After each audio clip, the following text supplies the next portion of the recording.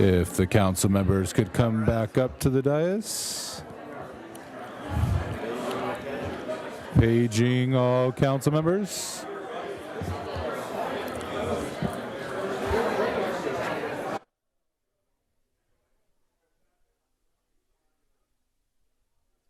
We're going to get started.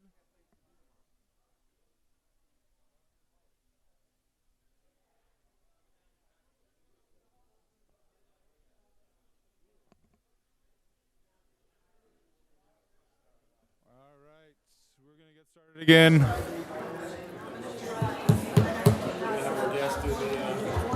But I like the trend, yes. So you're so excited. You're so excited. All right, I call to order the April 28th, 2026 regular meeting of the City Council at 6:25. Coach Roblowski, will you please lead us in the Pledge of Allegiance? Place our hands over our hearts. Pledge allegiance to the flag of the United States of America and to the republic for which it stands, one nation, under God, indivisible, with liberty and justice for all.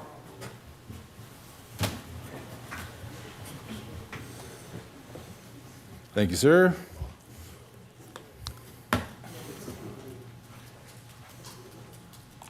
We're going to go ahead and call roll call. Councilmember Jackson. Here. Councilmember Francois. Here. Councilmember Seaman. here. Mayor Pro Tem Keegan. Here. Mayor Detoy. Here. And I know that Councilmember Francois is in the building. I just think he stepped out for a little bit. So there is no closed session. We'll go to announcements. Do any of my colleagues have any announcements? Yes, I do. Thank you, Mr. Mayor. Madam City Clerk, would you put up the slide, please, for the Kiwanis Club? I would like everyone to know that on May 9th of this year at 12 o'clock, the Hermosa Beach Kiwanis Club is going to be presenting their 100th birthday party. I just want everybody to know that this is not a fundraiser. There is no admission fee and so on. This is a birthday party. We want to celebrate 100 years of service to Hermosa Beach. It's very important to us. We're inviting everyone. The information is up here. And all you folks at home, if you haven't got a chance to write this down or take a quick screenshot or something, it would be available on our website and also on multiple different websites. So it's out there. It's 2515 Valley Drive, where the Kiwanis Club clubhouse is, our meeting hall. I hope you all do come and visit us on our birthday party. It's going to be quite a celebration. It's going to be music, food, prizes, etc. So please come. Appreciate it. Thank you very much. Thank you. Any other comments or announcements? On this coming Monday, May 4th, may the 4th be with you. From 6 to 8, I will be having my next community forum, open to anyone from the public to come and talk about anything in the city, any events, anything you're interested in. It's an informal process. No time limits, just discussion and some light refreshments. So, thank you. Anything on the left? All right. I do have one. This Saturday, May 2nd, Hermosa Beach Little League will host their annual Night in the Ballpark event, which provides a family-friendly entertainment and sleepover on Clark Field starting at 5 p.m. For more information, please visit hermosabaseball.com. Thank you. And we'll move to approval of the agenda. Looking for a motion. Motion moved. approved. Mayor Pro Tem, second from Councilmember Seaman. Madam City Clerk.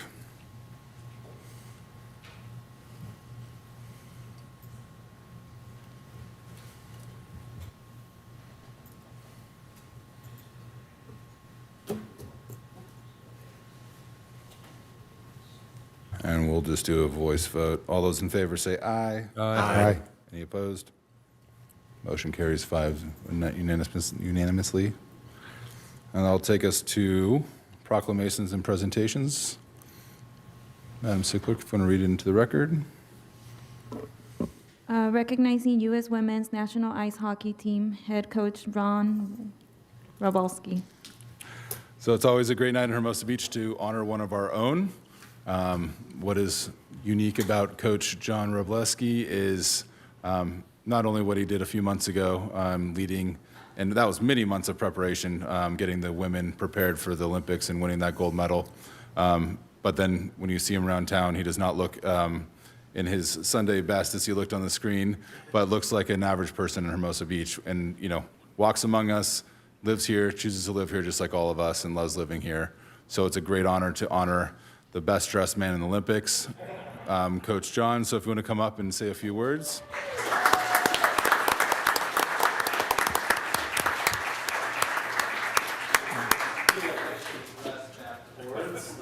We need to get a mic for you. For the TV audience. It's perfect. Thank you so much, esteemed council and Mr. Mayor. I do really appreciate the sentiment and the recognition here. And an average person, you alluded to that, around this town is not an average person. And you reference the idea and the notion that I choose to live here, and yeah, that this is where the truck did break down for me about 6 years ago, and had some options as to whether or not I would stay in Southern California or move on, and all things aligned. And I can't say enough about being here and getting to call Hermosa Beach home. And when I travel the world and get to say where I'm from, I say it with the utmost pride, and I will reiterate, there's nothing average about Hermosa Beach, and it's an honor to be here and to live here and to call it home, and to be recognized here is I'll just keep using that word, an honor, and I'm humbled to be amongst this esteemed group. So, thank you so much.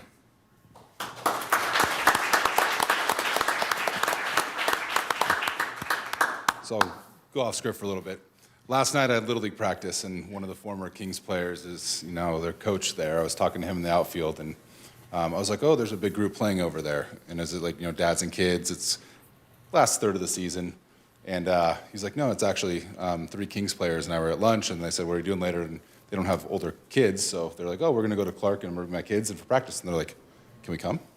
And so literally 3 Kings players they were playing hockey the night before, are out there hitting 300, 400-foot bombs, across multiple fields. And as you said, it's just a unique place that it's just amazing. So hopefully you can say Hermosa is more home than Wisconsin now, but we're lucky to have you. So whereas John Robleski has been a U.S. hockey devotee since childhood, he played at Notre Dame in the minor leagues before turning to coaching.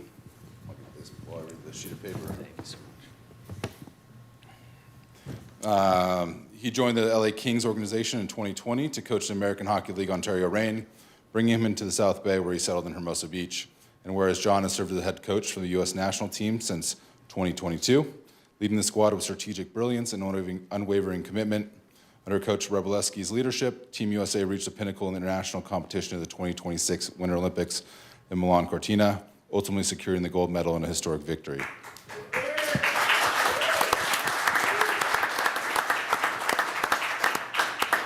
And whereas John has achieved unique distinction, being the only coach in International Ice Hockey Federation history to win gold in both the women's and men's national team. And whereas despite his global success, Coach John remains a deeply rooted member here in our local community, trading his Olympic year for shorts and flip-flops to support local youth as a Hermosa Beach Little League dad and coach. On February 28th, 2026, John threw out the ceremonial first pitch at Clark Field to open the 75th annual Hermosa Beach Little League season, inspiring a new generation of local athletes.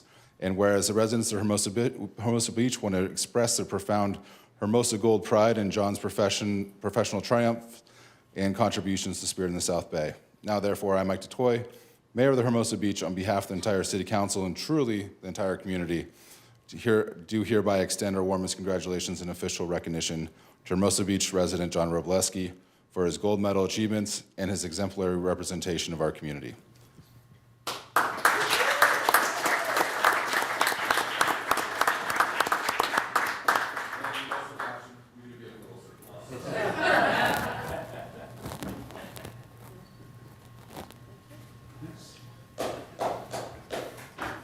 One thing I did realize, and they don't give any of the coaching, training, staff, anything like that gold medals, which I think should change.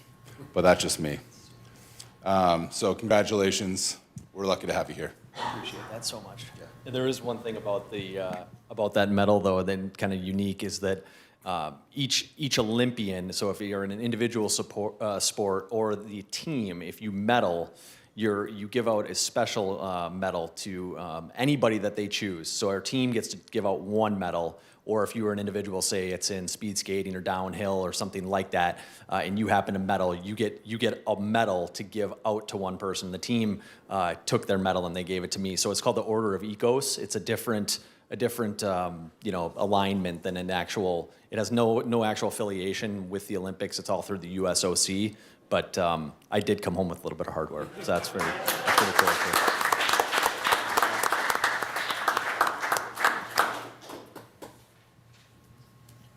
And Madam City Clerk, we do have one more presentation tonight.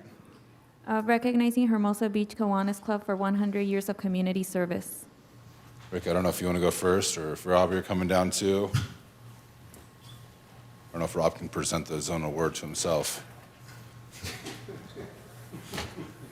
Might be the first time. Do you want to go first? We're going to do this thing together. Oh, okay. Yeah. Here, let me get on this side. This side. Okay.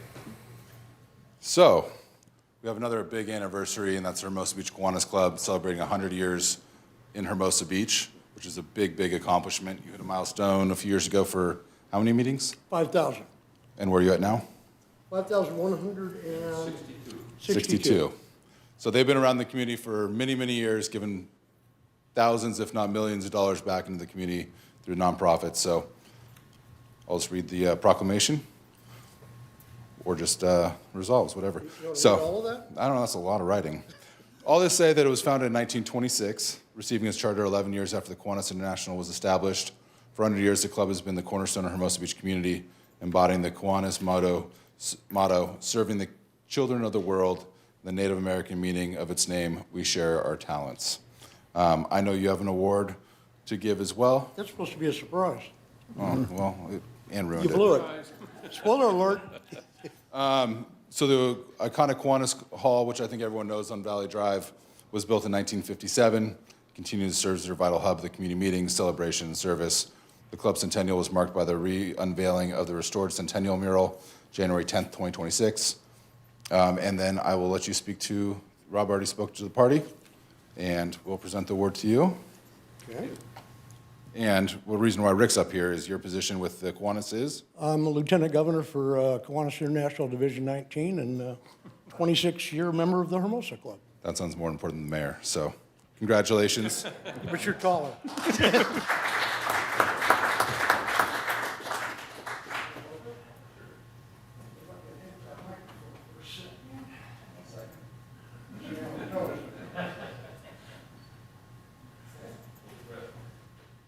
I don't know when the last time was that, you guys give out proclamations all the time, because we've got some amazing people in town. But it occurred to us at Kiwanis that, we couldn't do even a portion of what we've done without a relationship, without a symbiosis, a certain relationship with the city of Hermosa Beach. So it seemed appropriate that we're going to see your proclamation and raise you one. And if I may, Mr. Mayor, I'd like to take the last little bit of my 5 minutes and read this out loud for the record. Is that okay? Certificate of Appreciation. This certificate is proudly presented to the city of Hermosa Beach in sincere recognition and deep appreciation for 100 years of collaboration, partnership, and steadfast support in helping to shape, refine, and advance the mission, the vision, and the values of the Hermosa Beach Kiwanis Club. Your enduring commitment to community service and civic excellence has played a vital role in strengthening the spirit and impact of our organization across the generations. There you go.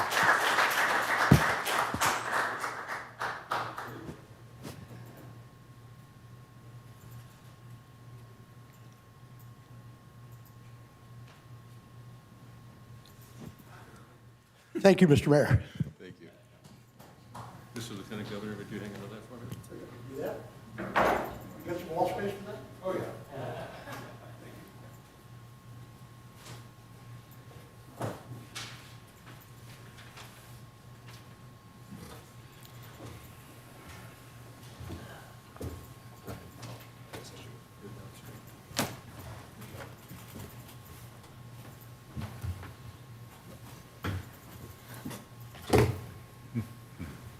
All right, Madam City Clerk, that'll take us to public comments. Let's actually, anyone want to speak to the Kiwanis presentation? Anything? Congratulations. You do? Okay. Madam City Clerk, public comment, please. This is a time for members of the public to address the city council on any items within the council's jurisdiction and on the items where public comment will not be taken.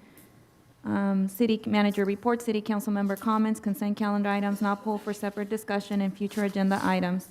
If public comment is provided on a public hearing or municipal matter item, public comment on the same item will not be accepted when the item is heard at a later part of the meeting. Public comments are limited to 3 minutes per speaker. This time allotment may be modified due to time constraints at the discretion of the mayor or city council. Members of the public will have a future opportunity to speak on any items pulled from the consent calendar for separate discussion. Public hearings and municipal matters when those items are heard. And the first speaker is? First, we have Ira E.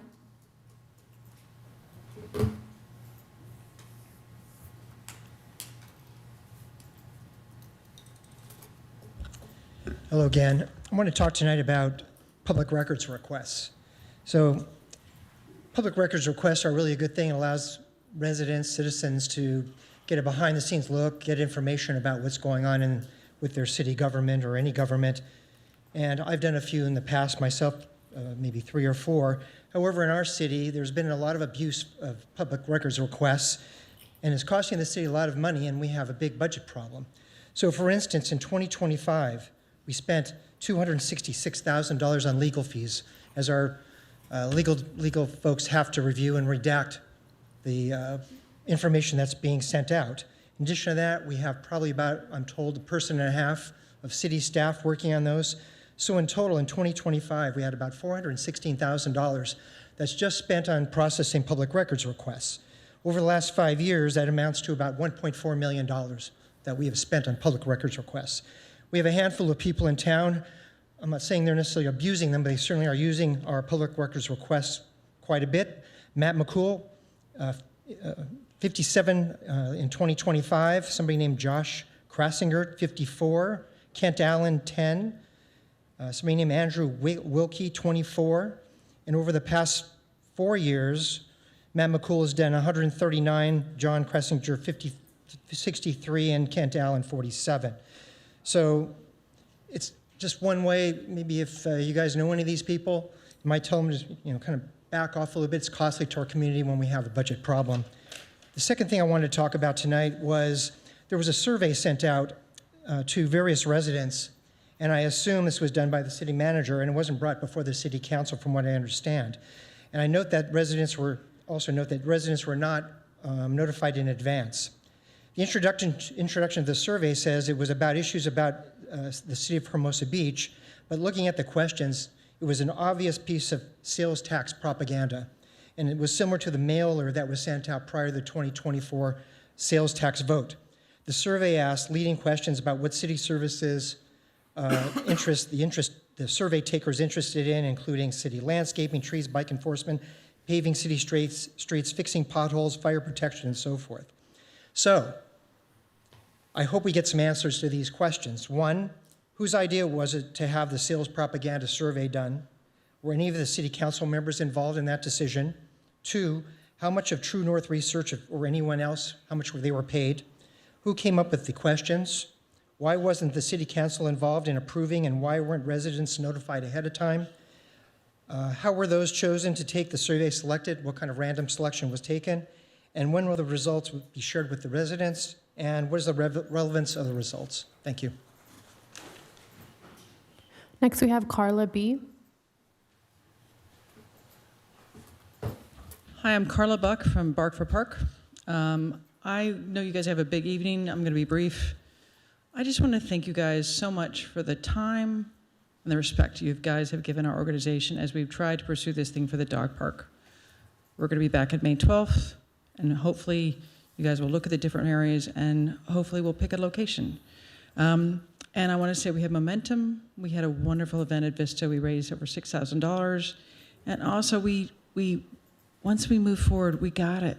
And our goal is to work with you guys and to make it so we are able to create together a wonderful place. It's in Hermosa, the least amount of burden in the city. So I just want to say thank you and have fun tonight. I did not receive any more speaker cards for general public comment, and I do not have any hands raised online. One last call, general public comment. All right, we will close public comment. Council member questions. I just have one to ask the city manager. Is all the information, including the questions that were asked, coming back regarding the community survey? Yes, I can't remember everything that was just rattled off. It was not a propaganda survey. This was part of my goals that I set. Well, when staff's going to do a report on it? Yes, we're going to bring this back. The report will be provided the results, and discussion by the True North will be on the May 26th agenda. Okay, so I assume all those questions will be... Yes, and I've answered for some residents already through email. Perfect. Any other questions for staff? If not, we will move on to updates on city council activities.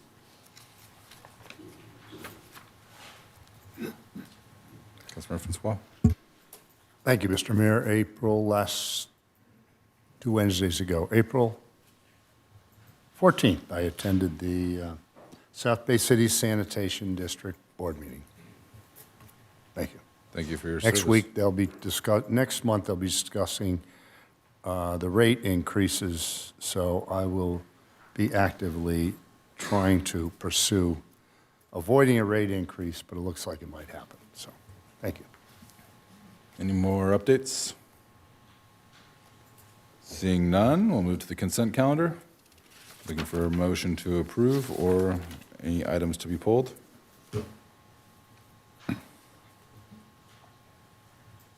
Motion to approve the consent calendar. Is there a second? Second, Mr. Mayor. Can I make one comment regarding the consent? Thank you, Mr. Mayor. I just want to make note that I voted no on item 11J, which is on our consent. That's the ordinance allowing commercial vending on our public beaches. I supported limiting vending for events like volleyball tournaments where the revenue helps pay the purses, but I believe that opening vending to all events on the beach leads to unnecessary commercialization. Would you like to vote no on this item then? Yeah, I would like to record a note on that. I believe it's inconsistent with the spirit of the Coastal Act. All right. Thank you. So, Madam City Clerk, noting Councilmember Francois' vote no on 11J, we vote on everything else.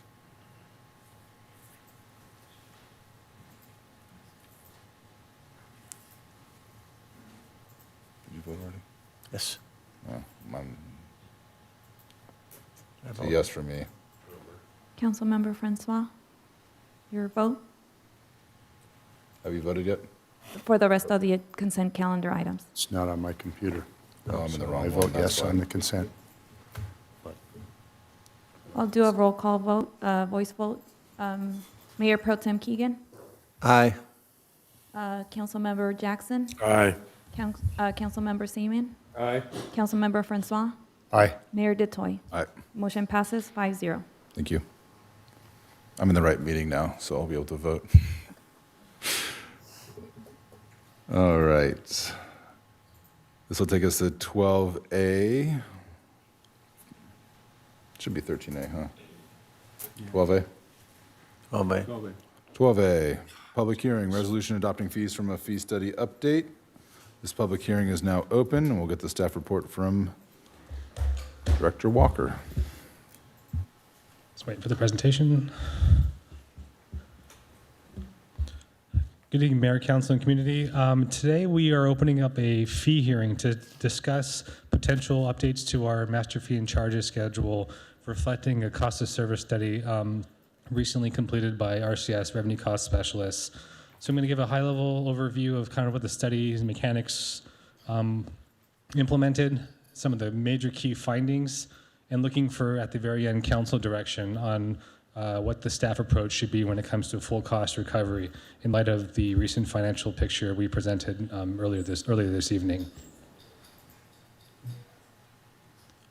So quick stuff, where do we stand right now? The last fee study was completed in 2016, and at the time, a full cost recovery approach was presented to the City Council, and Council decided to adopt a framework that had intentional subsidies. Essentially, that's finance jargon for they did not implement full cost recovery. They strategically set fees at certain recovery levels across the board. So that was what we inherited since then. So just as a brief side note, fees, we do raise fees by core CPI year over year. Even with that, what does a fee essentially reflect? It's the cost of the staff members, materials and equipment, supplies to execute services for individualized, specialized needs for the requesting customer. Those costs are obviously growing faster than CPI. As a result, the key finding from this fee study update was that there are a handful of fees that are obviously not at full cost recovery levels, and some subsidies, a pretty significant amount.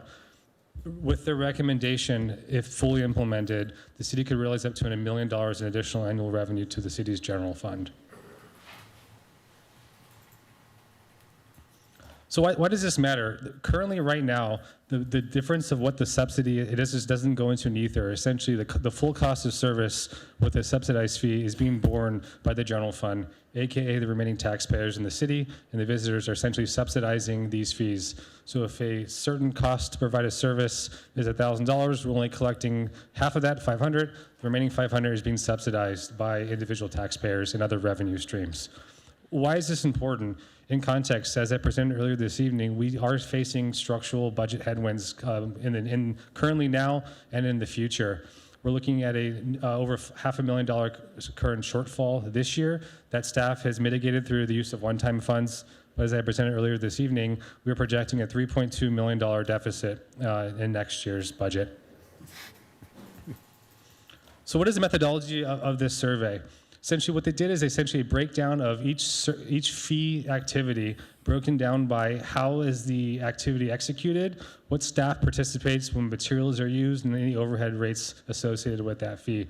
They did a full cost calculation of how much the service actually cost in direct dollars, and then compared it to the actual fee being charged, and any delta is essentially identified as a subsidy.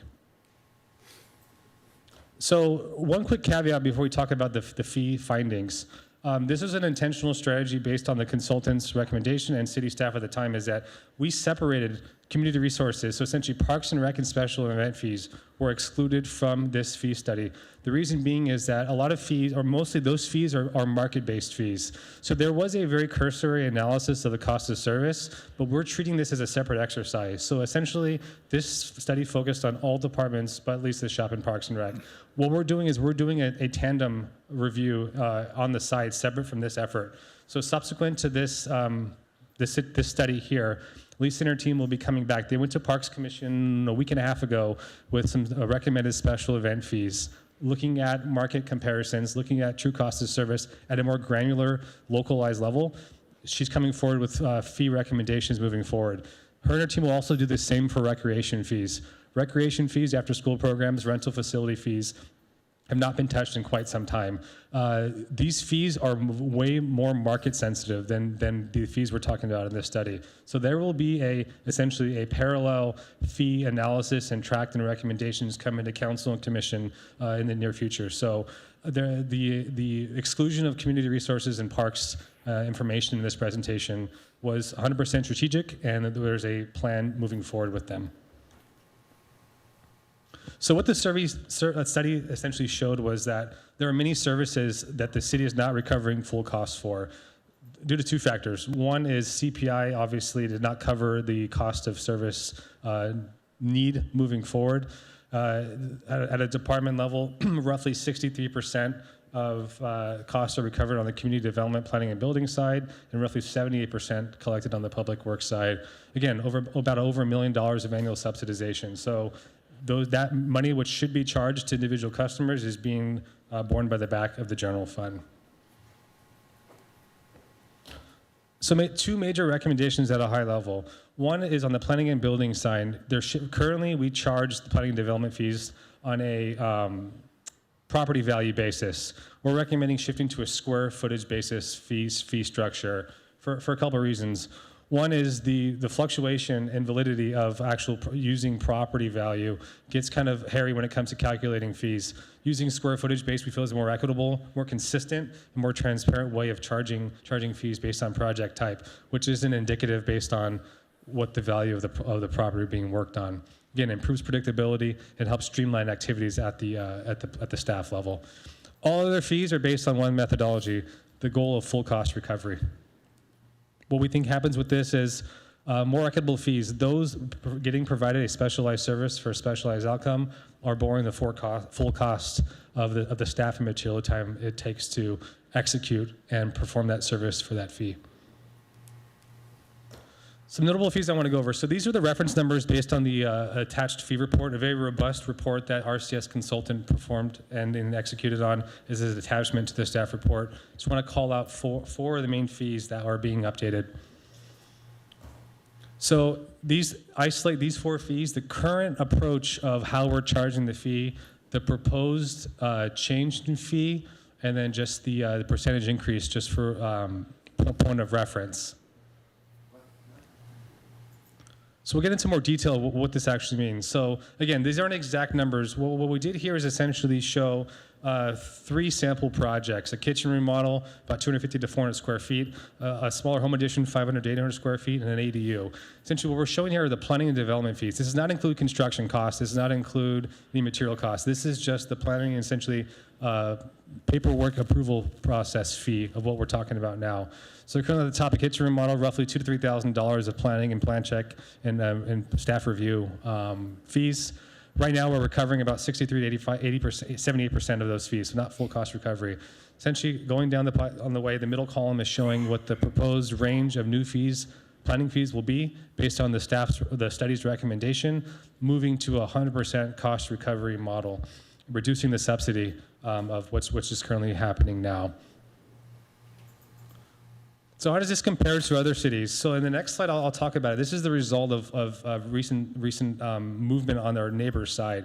So again, we haven't raised and looked at our fees since 2016. Manhattan Beach recently did a cost of service study in 2025, last year, moving towards a full cost recovery model, and again, switching also to the square footage-based pricing model. So as a comp, again, these are just rough estimates of essentially of their range of fees now for similar sized projects. Same thing with Redondo Beach. They went to a cost of service study model a few years ago. They chose intentional subsidies for certain fees. So Manhattan more or less shows full cost recovery. Redondo less such so. Again, I won't get into each detailed fee regarding to each project, but more or less the approach has been Manhattan Beach, full cost recovery, Redondo, intentional subsidization at certain levels. Again, this is reflecting that. So yeah, Redondo did theirs in 2024. Manhattan Beach did a study in 2025. Again, Redondo took the more incremental, over time approach. Manhattan took the rip the Band-Aid off. Let's reduce the subsidy as much as possible moving forward. And before I move on to the next slide, I think the reason why this is important is I think when we talk about fee structure, there's the sticker price itself. It's a shock. I think that's indicative of when fees aren't essentially tagged to inflationary staff factors, the sticker shock is greater. I think a good rule of thumb is revisiting fees every 2 to 3 years, which is something that staff will take a look at. I think when you wait the 9 years as we have, the amount of cost increases are a shock. It's a painful decision on council. It's a painful decision by staff. It's painful for the community to consider these large increases. But these are costs that are hidden. I mentioned in my budget presentation earlier, these are hidden subsidies. These are subsidization of certain fees. And I think that, Hermosa does want to become, it wants to be and continue to be a business-friendly, entity. And I think, cost and prices is one side of the coin. I think the other to consider too is being nimble and responsive and active. These resources, if recovered, could be dedicated towards contract staffing to help with our planning and building department. I think a portion of being business friendly is, responsiveness. It's quick turnaround with plans. It's understanding the developers know what they're getting into when they come to do business with the city. Part of that, obviously, I will concede, is cost. But a lot of that is making sure that we have the consistent staff and the resources to be able to turn plans around quickly, so the communities aren't, or developers, our residents aren't frustrated with long turnaround times. So I think it's just something to consider, that this money would be directed towards resources to help improve service levels if council decides to go the recovery option. So very high level, the report is there. I think staff is looking for direction from council moving forward. Option 1 for consideration to council is adopting the full cost recovery recommendations in the fee study. Option 3 would be no increases whatsoever, leave them as is, continue the subsidy of the general fund. Option 2 is that gray middle ground. What fees should we consider? Should we make exceptions? Kind of weighing the full cost recovery versus status quo. Again, with the full recovery of 100% recovery, the city will get up to about $1 million annually in additional revenue each year, again with CPI adjustments. And then a promise that from the staff level is that we will continue to revisit fees on a more frequent cadence. So we're not coming to the community and council in nearly 10-year cycles where you're seeing large increases that are difficult to stomach and difficult to execute, especially when it comes to tough economic times for people in the community. So with that, I conclude my presentation. Happy to answer any questions. Thank you, Brandon, for that report. I think you kind of alluded to a lot of the, talked about the sticker shock for a lot of us and everything like that. Do you want to mention anything about this item? Do you want to mention anything about this item, or just go straight to questions? Perfect. I'll look to my left first. Councilmember Jackson. Thank you, Brandon. So it begins, right? Tough decisions, right? Leadership matters. Appreciate the report. It's important that, we all have a thorough understanding of what's been going on, so I appreciate that. I had a question about the cost recovery slide that you had, 63%, 78%, and 100%. So is that broken out by similar to what the lifeguards the county fire is looking to do, where we're spreading out that over 3 years? The first year increase is 63, the second is 78, the third and subsequent is 100? No, those are percentages applying to what each department was recovering. So I believe community development was recovering 63% of their total costs. Public Works was recouping 78. So we're not. A phased-in approach is considered, but those numbers were specific to, at this point in time, those two departments were only recovering 63 cents on the dollar. Public Works 70 and change on the dollar. Okay, all right, that's my confusion then. Okay, so if it is the council's desire to ultimately get to 100% cost recovery, that could be done similar to county fire in a phased-in approach. So you don't get that sudden sticker shock year one. If council chooses, yes. Okay, thank you. That is an option. As discussed, though, what staff would like to do is to revisit this more frequently. Really, we want to look at our fees about every 3 years. So if we spread it to 3 years, then, it'll be another shock, and do we extend that? So can we? Yes, but just keep in mind, we'll come back on year 3 and we might ask for more or present you as an option for more because we want to keep up with inflation. Got it. No, I appreciate that. Thank you. Thank you, Brandon. No. If we, just on that same note, if we were to go to a phased approach and spread it out over 3 years, I understand your point that in 3 years we're going to have to do this all over again. But the difference between what we're doing from where we are now to where, if we just take a leap to 100%, some of these places, that's 60% up to 100% in one jump. In 3 years, once we get up to speed in 3 years, it won't be nearly as great a jump, I would think, because it'll only be 3 years since the last time we did this versus, in some cases, 10 years. And if council wanted to phase it in over 3 years, we would probably come back in a fourth year with a discussion of another look at it. Yeah. Okay, thank you. Thank you, Mr. Mayor. There's a few fees listed that we never charged before. For example, the CUP annual monitoring fee. Is that something that's occurred that we have never charged for, or what's involved in a CUP annual monitoring that now we're suddenly charging for? Alexis or Guillermo, can you address that? Good evening. Thank you for the question. Alexis Oropeza, Planning Manager. The CUP annual monitoring fee, that is a new fee. Currently, when the city or planning staff goes out to inspect a conditional use permit, which is often the case in response to complaints, particularly for on-sale alcohol establishments, there is no cost recovery for that.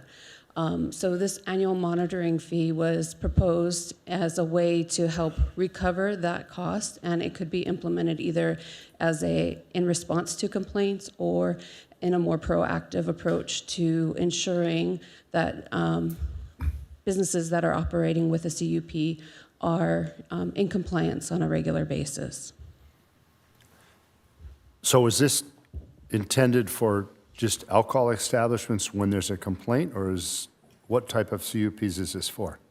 So this would be applicable to all CUPs. The example of on-sale alcohol establishments tends to be the ones most frequently called up for review, so I use that as an example only. Implementation of the fee could be structured to be proactive, where there is an annual, certain amount of CUPs in a certain geography, or simply to be implemented on a reactive or in response to complaints. So the fee would be flexible in that, and that's how it's proposed currently. Are we making that determination tonight, or when is that determination made? So the fee as it stands now is broad. However, it would be at the city council's, you could provide further direction to indicate that it's only to be charged upon, in response to complaints. You could certainly structure it that way. Okay, well, I guess we need to know that then. Maybe we can figure out where we're going on that. Let me just ask about... Do you have another question for Alexis? Because I got tapped for another question over here. We'll then come back to you. Just so she doesn't go sit down.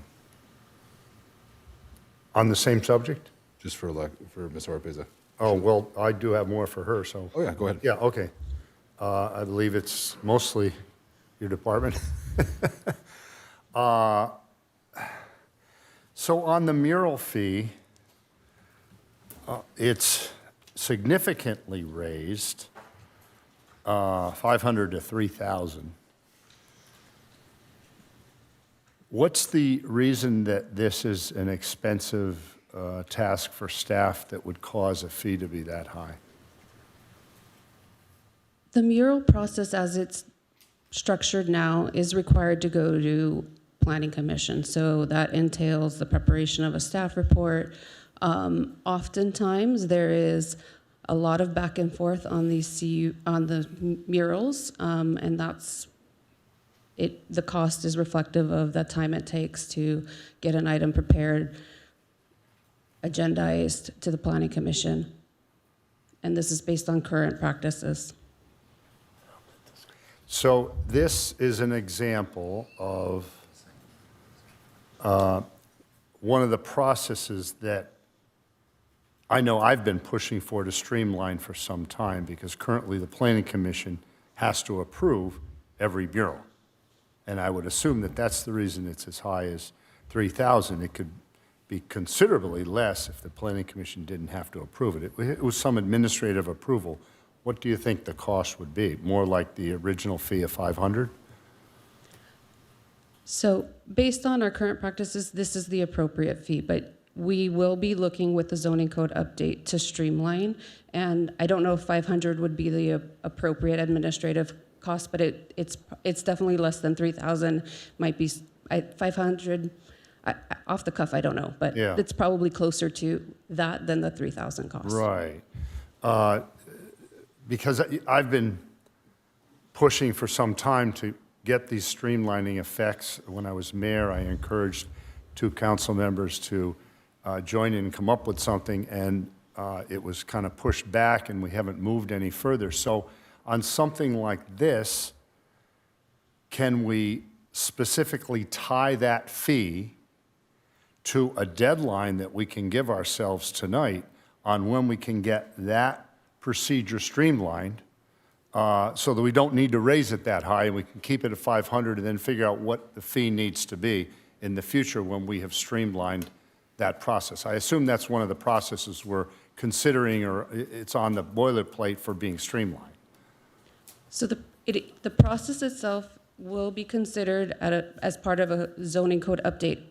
As for your question regarding the fee tonight, I think the question is whether or not you want to subsidize this particular application or not, based on the options that the director provided. Right, but it could be tied into when we're going to get the streamlined approach, so we don't have to continue to subsidize a fee like that, right? I mean, is that? Separately, So if council's desire is to defer this until the zoning comes back and see what that price would be, they can do that.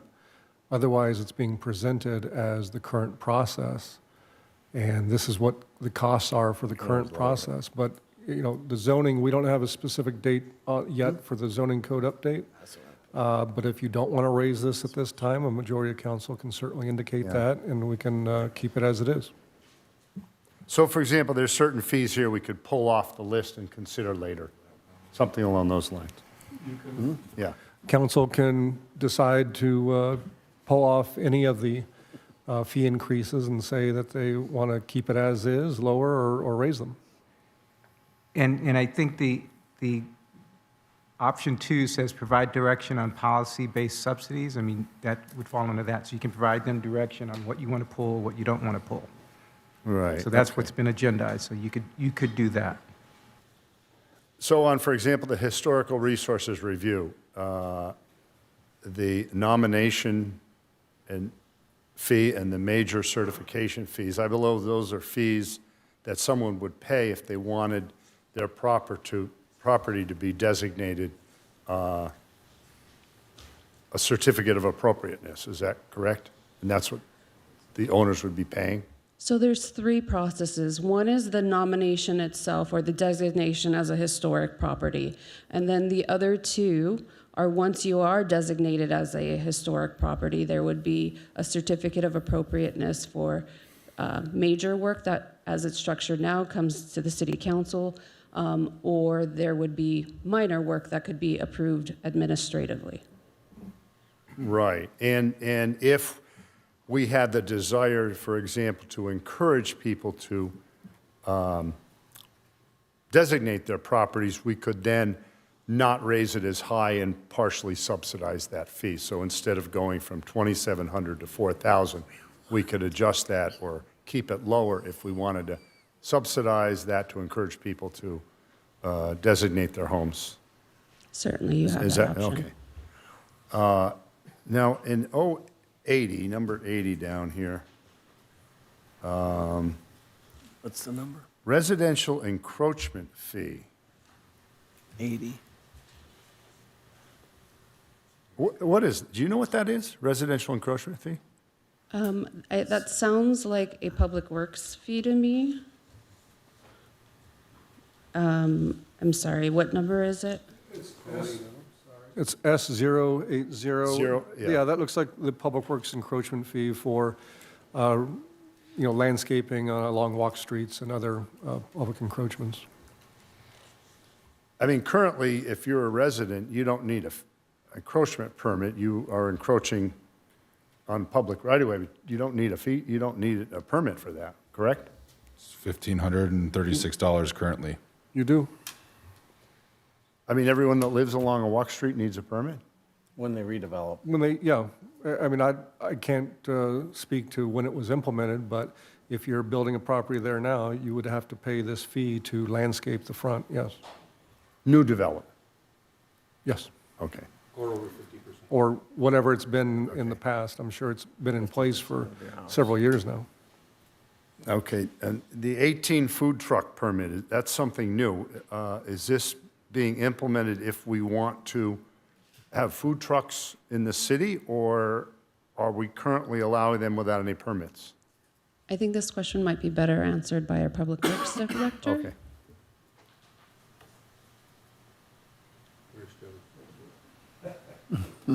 I guess as we go down the list, we change departments. That's probably easier than going back and forth, so thanks. Thank you, Councilmember Francois, Mayor, Council. I'll try to answer the question the best I can. Currently, there is no fee for this. There's a line in the municipal code that entertains the possibility of a food truck. However, any approval for a food truck would be subject to city council approval first. So all this would do is establish that review fee should a permit request come forward that would ultimately be considered by city council. So we could eliminate that and then just not allow food trucks, is that? It would require modification to the municipal code because there is an item that allows it subject to city council approval. I got you, okay. So that's why it's there.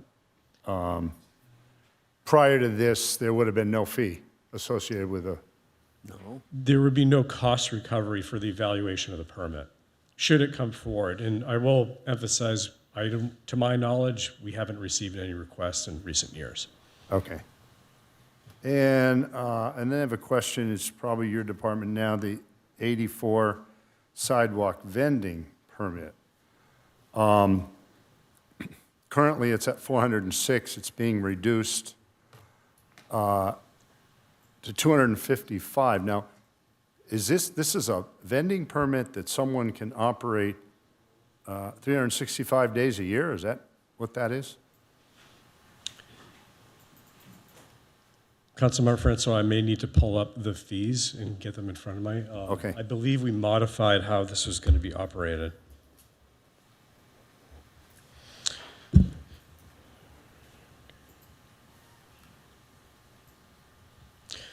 So currently, we have an initial permit that's about $400. And I think one of the challenges with these permits is it's actually pretty difficult for the vendors to find locations that actually meet all the strict criteria where these can go. And so we actually split it into two pieces. There's a preliminary per location application fee for $255 so that we can vet the location. That does require, we do put it on the applicant to evaluate the municipal code, but there is a lot of cross-checking that staff has to do to determine whether or not it meets those strict criteria. And it can be quite time-consuming for staff. And so what we're doing is actually putting it on the applicant to really think through this process, because we're coming in with 10 locations per vendor for staff to evaluate, which can be a lot of work on staff. And so in this case, each location that they want to put forward for staff to consider is a separate fee, and this is to recover that staff time because it's pretty time-consuming. Should that location be approved, they advance on to final permit, final application, which is another $255. So it's actually increasing overall and then recouping the iteration of review. So they pick a location, they apply, and then they get approved for that. And then they can operate every day. There are restrictions of when they can operate. I know, there's, for special events and all that. But for example, someone's got a permit to operate on the plaza. They paid $406, and they're operating on the plaza every day right next to restaurants that are paying a very large amount of rent for that space. Is that my interpretation of what's going on with that? I'm just wondering, do we have to have these vending permits? Can we limit them? What, something doesn't seem right when someone pays, I don't know. I'm just wondering. We'd have to look at that, Councilmember, because there was a state law passed to ease sidewalk vending in cities. And so we'd have to come back with an analysis of that. Okay, thanks. I have one more question on the special events permits. A constituent wrote in, we going off your department now, or are we going back to here? That fee, so these are new fees we just developed with the special events permits. And it's going from 621 to 2,000. But I guess we streamlined that process. So is that the cost for the old process before we streamlined it? Or have we done an analysis for the streamlined version of the special events permit? Which number is that, What number is Councilmember? that? Thank you. That's temporary use. I lost the number here on my. Oh, temporary ones, oh, okay. I think these are the temporary ones, not aligned with Lisa and Parks and Rec, so Alexis will review those, yeah. Thank you for that 018? clarification. It's amazing.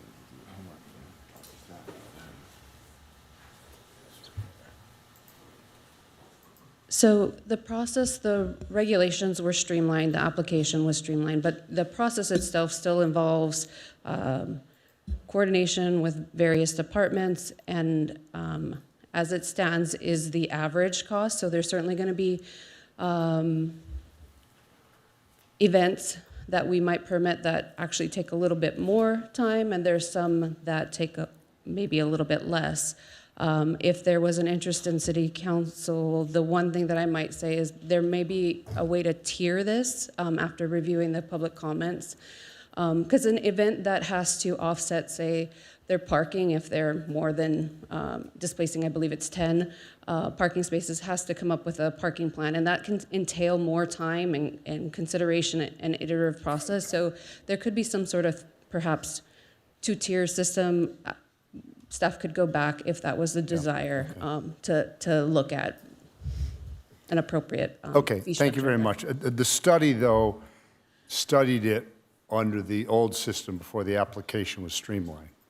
It studied it as the average cost. There were changes made to the regulations and Right. to the application, but in overall, this process still remained the same in terms of the review process.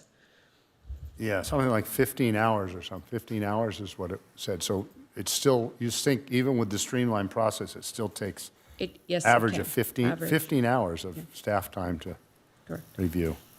Okay, thank you. How many conditional use permits do we have in the city? So the only tally I have offhand is a partial one. It has to do with on sale. There's approximately 86 CUPs that are active for on sale alcohol, but there certainly are more CUPs than that in the city because we have other uses that I don't have quantified in a matrix. Okay, thank you. Mr. Mayor, thank you. I do not wish to go through a whole laundry list of each little thing. There's dozens of them here. And I'm pretty much in line with most of them, to be honest with you, in the first place. A few of them that stand out to me as a 50-year builder and developer in Hermosa Beach. S001, the CUP for businesses, $6,065 to $12,800. Seems like a large jump. And I'll just quickly go through a few of them. They're mostly related to development. The CUP, the PDP for condos goes from $6,299 to $9,100. Robert, are these questions, not to interrupt you? Yes, it is. There is a question at the end of this. Thank you. Variances, $4,000 and change to $9,000, almost $10,000. and so on and so on, sign variances, height limit, well, I'll get to height limit in a moment. So I know that what Brandon said here was that we're trying to get to 100% recovery of the actual cost, which makes perfect sense to me. Are we that far behind on those things? Yes, we are. That's just the way we are right now. Yeah, and similar to what Brandon presented earlier with regards to the variance and the CUP, if we look at some of our neighboring cities, El Segundo for a variance is as high as 18,000. Redondo Beach, which we heard is generally very subsidized, is about 3,500, and then Manhattan Beach is closer to 7. So we're in the ballpark of mid-range of those three comparable cities, and it's the same for the CUPs. So just for comparison's sake. Okay, all right. Well, I am a little bit concerned about those because the regard development, new and redevelopment both, and sticker shock is concerning. S020, height limit exceptions. Can you explain that to me? Has there ever been anybody applied for a height limit exception in Hermosa Beach? Because I know height limit is pretty much holy ground, untouchable. Is there a reason to even have a fee for a height? Yeah, there is a process, and I believe it pertains to R3 properties in particular. In my relatively short time with the city, I have not seen one, but I'd have to do more research on when the last time it was used. Okay, yeah, 8 years on the planning commission, I never saw one, and 4 here. Okay, then, and I don't know the number of it, I'm sorry, because there are dozens of these, but there was one here, a complaint for loud noise at a party. There is no charge for the first call and for the second call. Is there some reason why that's like that? That sounds like it might be a police department fee. Okay, I'm just curious why we're not charging somebody for that.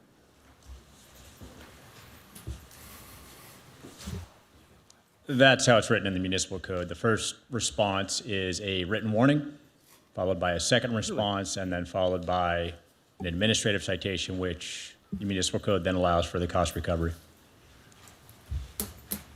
It does, okay. All right, thank you. All right, that's all my questions. Any other questions for staff? You're free for now. Yeah. We'll open up public comment.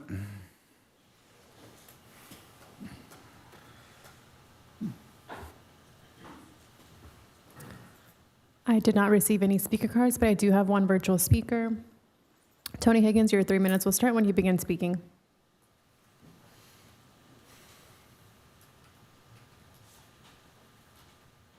Hold on. Hi. I have a gut feeling that something has gone off the rails here. The Parks and Recreation exclusions that where you're telling us that RCS did this rigorous, thorough study of the existing process, and you're telling us, and the study that they did concluded that there were numerous under the existing process that the Parks and Recreation Department was charging $60,000 for special events and getting on and spending $405,000 on resources. There were similar disparities with the after-school programs. There were similar disparities with the summer camp programs, theater services, and whatever. And what you're telling us is, we don't need to apply the same rigorous RCS study to Parks and Recreation now because they're resetting their fees. Well, let me give you an example. They just told us special events 15 hours. Now, are you going to tell me for the Nike special event that all the meetings, the legal discussions, the negotiations, the meetings with Public Works, the meetings with other cities only took 15 hours?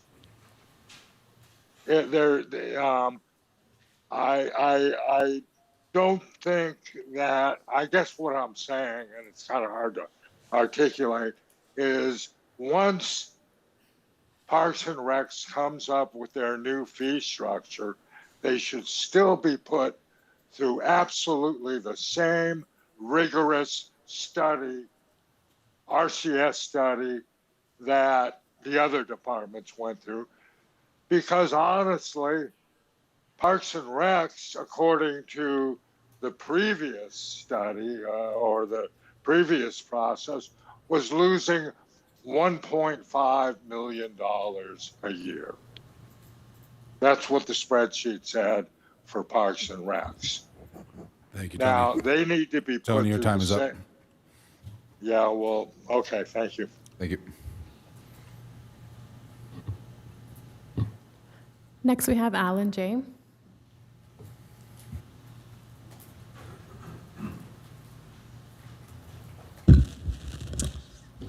Council, good evening. Probably surprising to none of you, I am in full support of an immediate escalation of all the fees in accordance with the staff's report here. One thing I thought was worth clarification was the request that came from Councilmember Francois regarding the encroachment permits. And I think that's something that actually has recently been looked into further and came up with the fees with respect to the dining, the new category of dining permits that it was discovered that Granny's Grocery does sit, their outdoor patios do sit within public lands, and that's because if you look into the maps, you see that Monterey Boulevard there is actually 80 feet wide, and as a result, Granny's Groceries is in fact, their umbrellas and their patio is sitting on public land. But looking at that further, what I think that fee is applicable to, and I think it's worth not just glossing over, this is not simply an encroachment fee for some light landscaping on a few Walk Street properties. If you look into these maps, these Walk Street properties, entire front patios, all the way up to their front doors in most cases, it's not every street, but a lot of them, are entirely on public lands. So these are properties that for a one-time fee of $1,500 each time they redevelop, so you redevelop a property next year, you pay a one-time fee of $1,500, and forever you are entitled to exclusive use as a private resident of public property. Now, setting aside that seems extremely low for the grant of public property private use,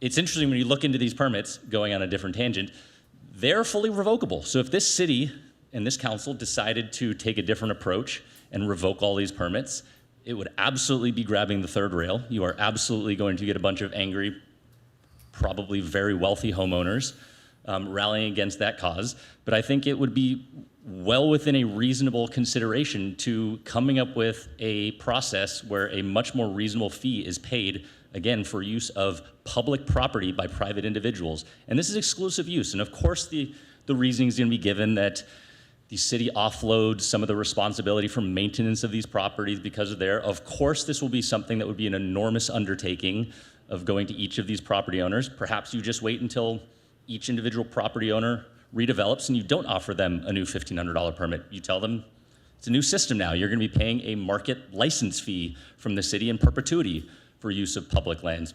I don't know, haven't really thought through. I spoke with a couple council members and they acknowledged this would obviously be an enormous undertaking, but this would be an enormous amount of untapped value. Again, finding value where this city, our primary resource is our land. We talk about parking, we talk about our beaches. This is also public land that we could be better monetizing, and I think it's worth studying ways that we could do that. Thank you. Next, we have John D.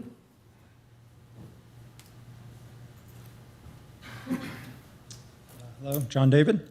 Yeah, I want to acknowledge I do support raising the fees, but not all of them. And I think you need to be very careful how you do it. But certainly it's been long overdue. None of it's going to save the city budget. Certainly not doubling CUPs, the 6 that we do on average per year. That's not going to scratch the budget, but it'll hurt businesses a lot. I am concerned about kind of a spreadsheet trap that's happening here. It's very easy to look at something and say, oh my God, we can take it and double the fee and it's going to be revenue for us. The problem is a lot of it, or some of it at least, will have negative consequences to our income, to businesses, to the taxes we can collect. So the other thing is, as Alexis said, we have comprehensive zoning updates. One of them, I think, next month is administrative procedures. Some of the things on this are going to be discussed there. Some of them are, you might decide we're going to do things a little more efficiently. Maybe not everything's going to the planning. Some things will have discretion, the director review, and that drastically changes the amount of work. So I want to call those out in particular. I know PDPs, that should be on the list for condos, small mixed use. If we want to get more housing, if we want to get more property tax revenue, we got to get these things through quicker. Taking 3 years to get things done is not what we should be doing. CUPs, again, 6,000 to 12,000, it's a killer. We currently already scare away a lot of businesses. Redondo Beach doesn't require CUPs for under 2,000 square feet. Murals, I like them. The policy seems to say we hate them because the fee increases tell us that. Parking plans for small development. I don't know what we do that makes it so complicated that it's $8,000 of cost. I looked it up, and the median attorney in Los Angeles makes about that per month. Is that what we're, so much work going into this that we're going to pay an attorney, equivalent of attorney's fee for a month? And the other thing is I just think we need to really focus on efficiency. We're in a time when data, we have artificial intelligence, we have all these different ways to do things efficiently. It's not government's normal job to make things efficient, but I think it's your job to make it efficient. Let's build a better system. Let's not just add fees. And that's all I have to say, so thank you. Next, we have Laura P.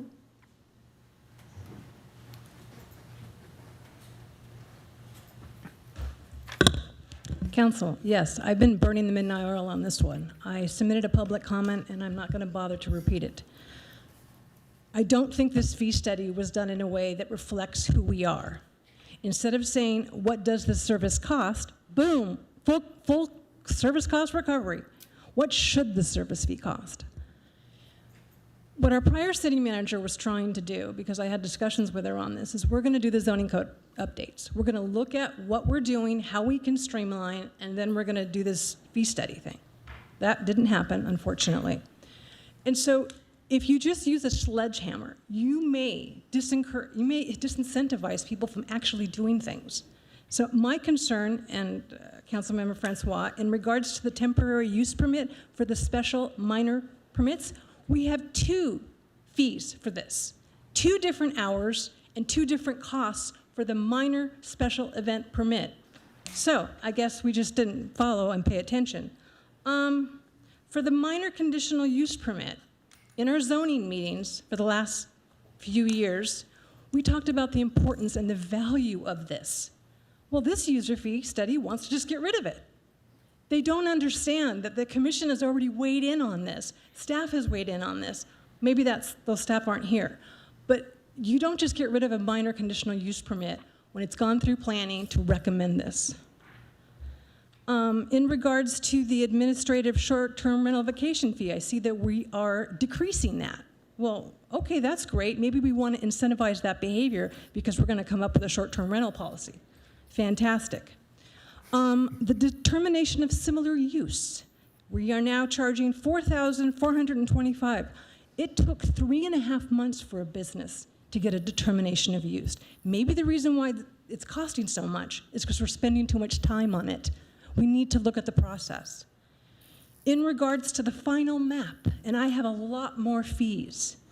I recently received an email. Our final map fee is going from $875 to $3,000. The reason why is the city going to no longer use LA County for the technical map, for final map, because they're charging us $11,000. So are we adding 3,000 to the 11,000? Like, we need to get serious on this, because if we want to encourage behavior, the last thing you want to do is have an inefficient process that we can't have results on.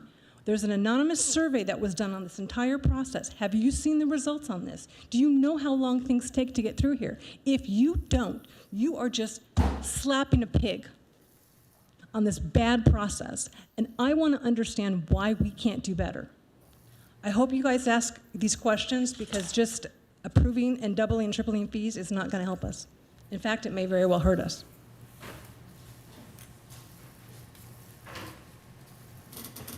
Next, we have Maggie B.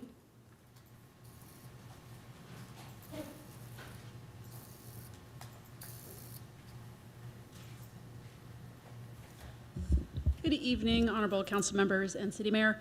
I think in line with other spokespeople tonight, the modernizing of the fee structure is the right approach. I think it's time for the city to take a hard look at how we do fees and pass it on to users, as opposed to a general approach on all city residents. But we should be taking a graduated approach. This fee structure right now, I don't think has clear policy implications that have been studied on all the different categories. Other speakers have already mentioned some of those specific ones. And additionally, what I don't understand is that this doesn't get to, it's passing the fee on to the user without the city taking a hard look at its own process right now. We're still in the middle of the Acela updates. Until the city has managed to figure out its own efficiencies and is able to develop a good product to users, we shouldn't be passing those fees along on to users who are going to just be paying an additional burden for delays in the planning time. The last thing I think that's really important in consideration with the fee structure process is the customer service side of this. Are we measuring what we're doing? I know when I had to build my home about 4 years ago here in Hermosa, it was almost 14 months of delays by the city's process. We should be taking those kind of burdens that we're putting on residents and trying to account for that in the fee structure. If we can't meet our own deadlines, why are we passing those fees on? Thank you.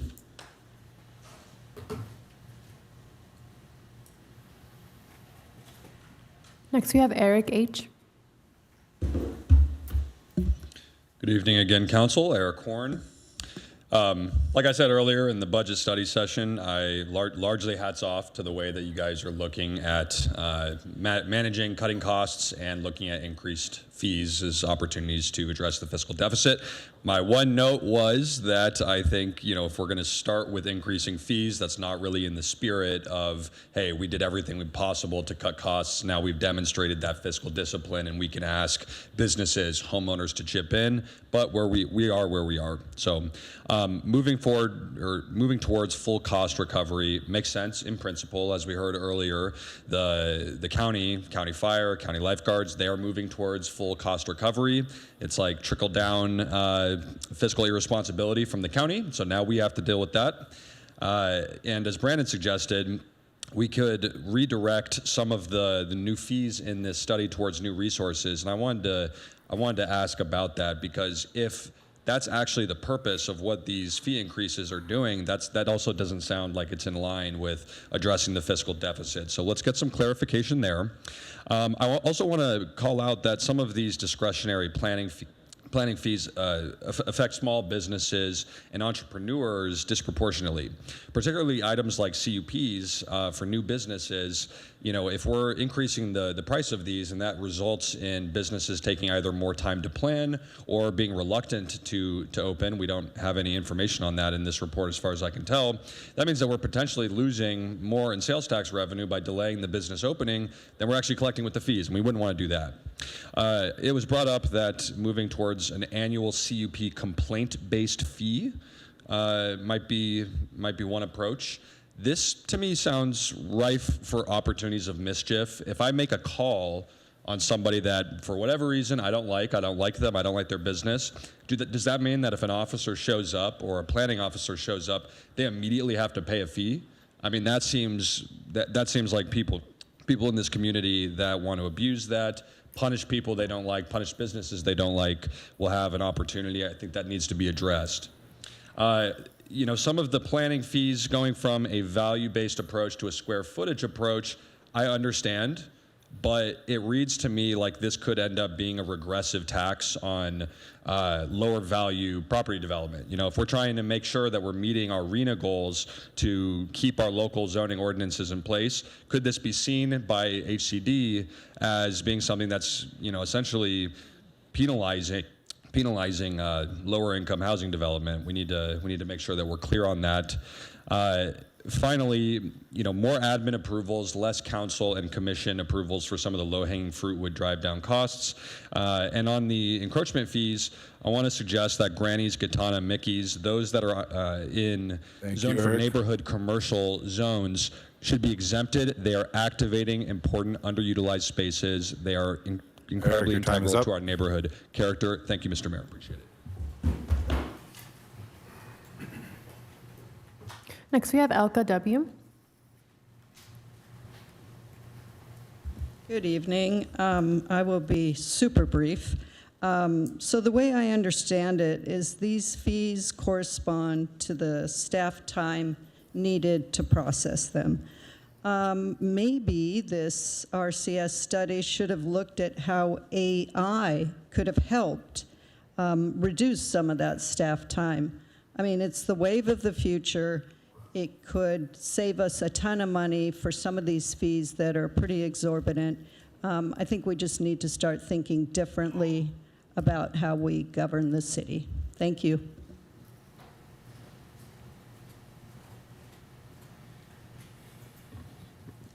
I do not have any more speaker cards and no virtual hands raised at this time. Last call to talk about fees. Going once. Going twice. All right, we'll close public comment. Bring it back for a motion or deliberation. Councilmember Jackson. Thank you, Mr. Mayor. I'll kick it off. Thank you, everybody, for your comments. Certainly appreciated. As staff reported, we are spending over $1 million right now of taxpayer subsidized dollars for these fees. And as we talked about with our budget study, we can't cut and waive and continue the giveaway and the subsidies. That approach is just no longer sustainable. I don't believe a fee-by-fee analysis is necessary at this point. I think council should, across the board, move towards 100% cost recovery. I'm comfortable with a phased in over 2 years, with the third year being the review, and every 3 years thereafter, and would certainly move accordingly if there's consensus. I also think that staff, as mentioned, should be looking for opportunities as we go through these zoning code updates and whatnot to look for efficiencies with AI and ministerial approvals for, maybe there's an admin approval for murals, so it doesn't have to go to planning. So I think to the extent that we can take advantage of those efficiencies to move things forward quicker, because we certainly understand building cost and time is money. So to the extent we can improve those efficiencies, that's going to be a win-win for everybody through AI or whatever other opportunities are out there. I think we need to take advantage of it. But I don't think any more studies are necessary. I think we need to move this forward. This is just an opportunity to close some of that funding gap that is just staring us in the face. And as stated, I'm comfortable with the phased in over 2 years, 50% this, the other 50% next year for a full 100% cost recovery with a relook at year 3 and every 3 years thereafter. Thank you, Mr. Mayor. Thank you, Ray. I do agree in concept, although I had some highlighted that I just don't even think we should either add or really push for the ministerial approval. Essentially, events and arts is how I categorize them, that we need to really, when we look at the zoning code update, get to a quicker, cheaper approval process, in my opinion. Well, One of the things I have a problem with on this fee study is that we want to do the review of the CUPs. We're going to collect just from the alcohol CUPs, because that's the only data I have, about $50,000 annually. And are they going to review each one and visit each one physically? Or are we going to have to hire another staff person or a temporary staff person to accommodate this review? The amount of paperwork on just the alcohol CUPs is a fairly significant jump in activity for this department. And also, I'm assuming there's at least 50 to 70 other CUPs, maybe even 100. I mean, I had a CUP when I ran my business in Manhattan Beach for 34 years, and I'd be sure ticked off if I had to pay $500 a year to hold that. I would have gotten absolutely zero value out of that. I had a CUP slapped on the business, and it was never mentioned, not one complaint in 34 years, and I don't even think the city realizes they have a CUP. I suppose if they billed me $500 a year, they would know about it. But I think it's definitely government getting in the way of business to review annually CUPs. I think potentially we could review alcohol ones every 5 years and maybe charge a fee, but ones that are non-alcohol based don't need an annual review. So that's a problem I have with this ordinance as is. That's one problem. I also think that under the first conditional use item on the top of the page, number 1, that should be phased in. And so I know everyone's going to say you don't want to go line by line, but these are the big ones. I mean, we need to look at the big ones, and we can address those either tonight, or we can bring it back when people can submit their comments to staff and come back with a better report. But I have 16 items I want to change out of that list.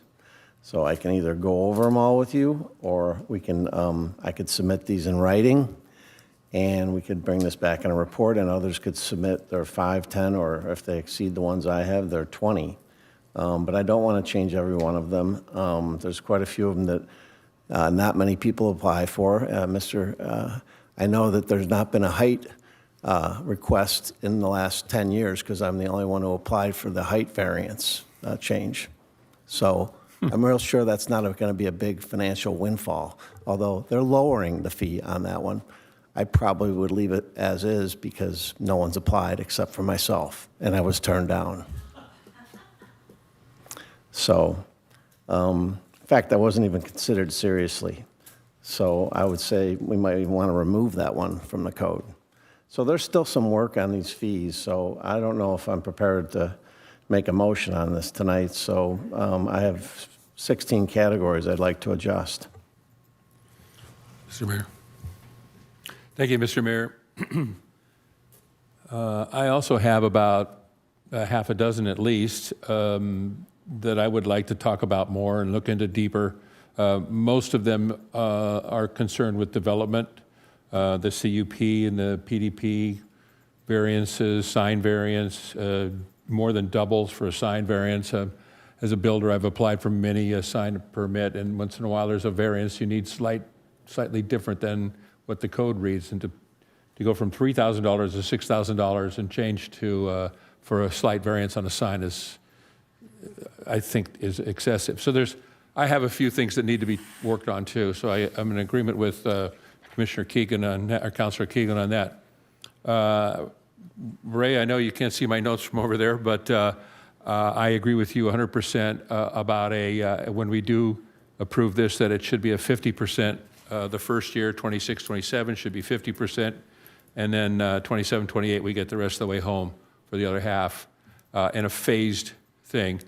And so I am in agreement with Councilor Keegan that this should be brought back. We could work on this if we all want to submit our thoughts and changes to that, and have Brandon go back over those things and take a closer look at them and so on.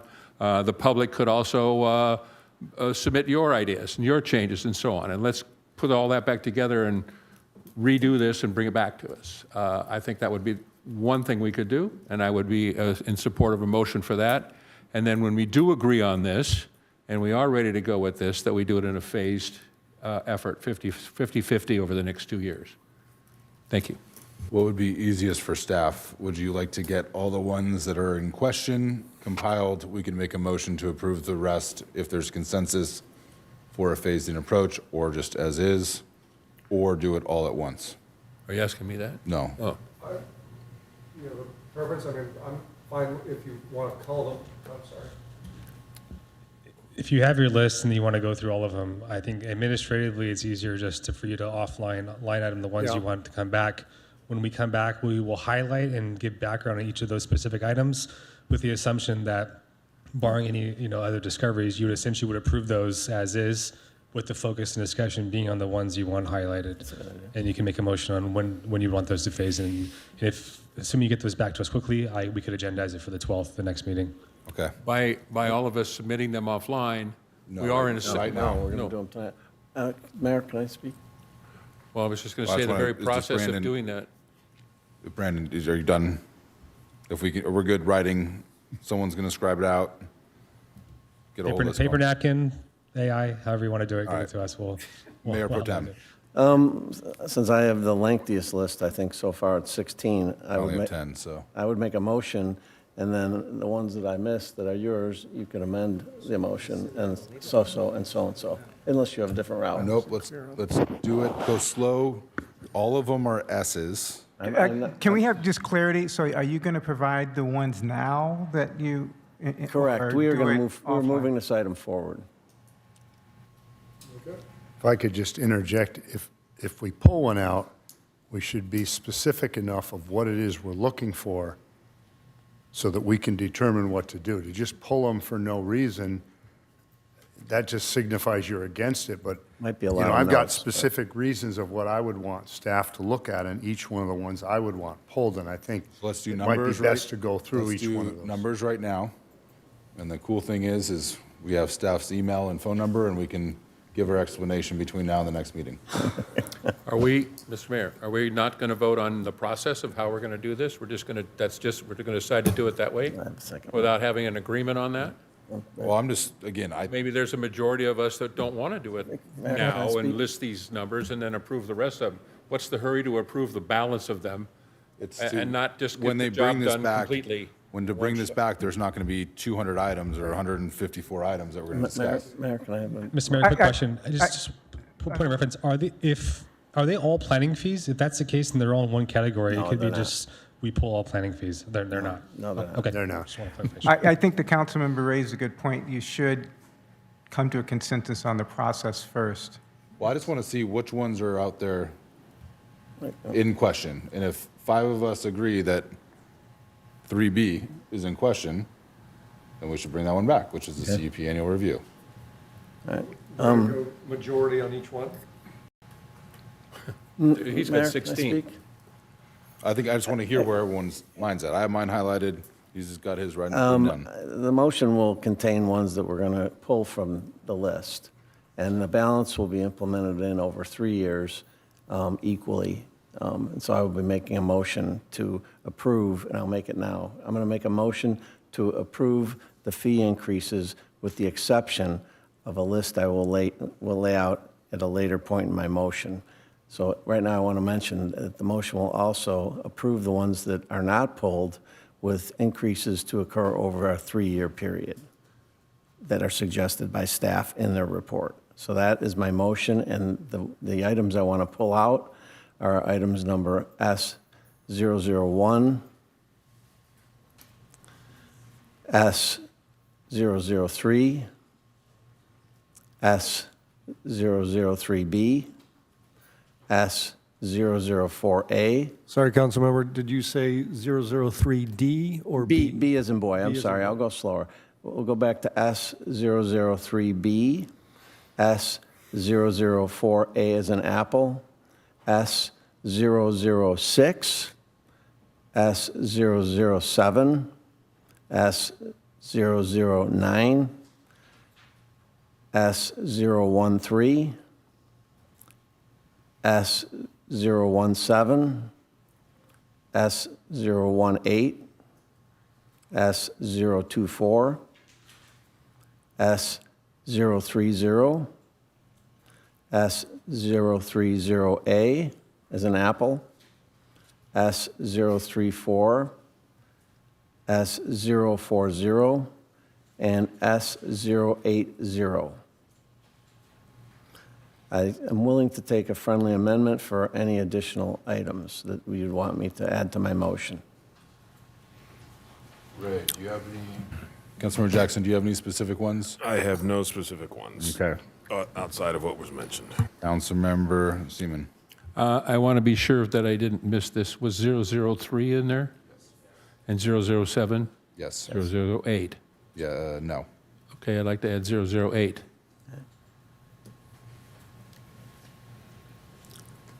And I would like to, let's go with the numbers Yeah, first. so right now, we're going through the ones we want to pull out. It's getting a long list here.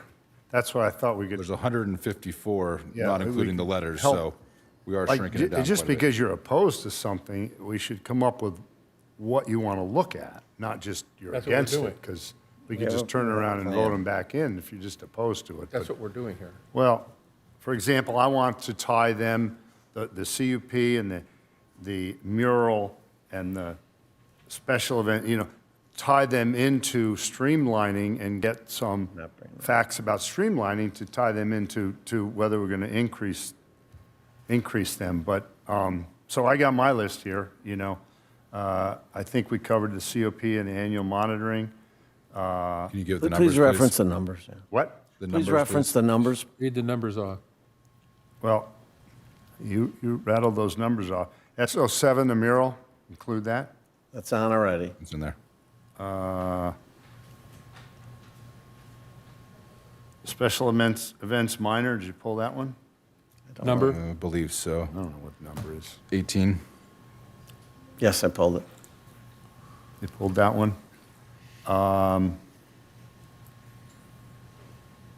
Yeah, okay. You've got these others you pulled, but you didn't say anything about it, so I don't know. I think it's important that staff get some direction with this motion of what it is you want to look at with these. If you're just opposed to them, I speak. we'll just end up voting on them next time individually. Is that what's going to happen? So we're going to compile everything right now. I have two more to add. 18A and 81 Charlie. 18A and 81, you said? Yes. Thank you. I'd like to amend my I'm sorry, motion. what was the second one, Your Honor? 81 Charlie. I'd like to amend my motion to add 008. Yeah, that was in yes. there. And what was it, 8A, was it? 8 Councilmember Seaman added that. assigned variance. Okay. Yeah. And 8A, and then you were 81? Is that- 81 Charlie and 18 Alpha. We got them all, A. 18A. And what I ask, is there a second first off? I need a second. Wait, are we done yet? Do you have all your numbers in? I think I got them all. Okay, so that's it? That's the list? Second? Does that include the, you want to phase it in 3 years? Correct. All right, I'll second that. So we have a first and a second. My request, I'd like to see if there's any support for a 2-year phase-in, and we heard from staff that in 3 years, we're going to be looking at these fees anyways. There's already a cost of living fee increase with these. In year 3, we're already going to be behind again. I'm going to let the motion stand. Okay? I'll make a second amendment, Friendly. Motion. Second Second. substitute motion. Substitute, thank you. My brain's a little fried. Numbers and, I am comfortable with pulling the numbers as outlined by Mayor Pro Tem and the rest of my colleagues, but I think this should be phased in over 2 years as originally discussed, with the third year being the review.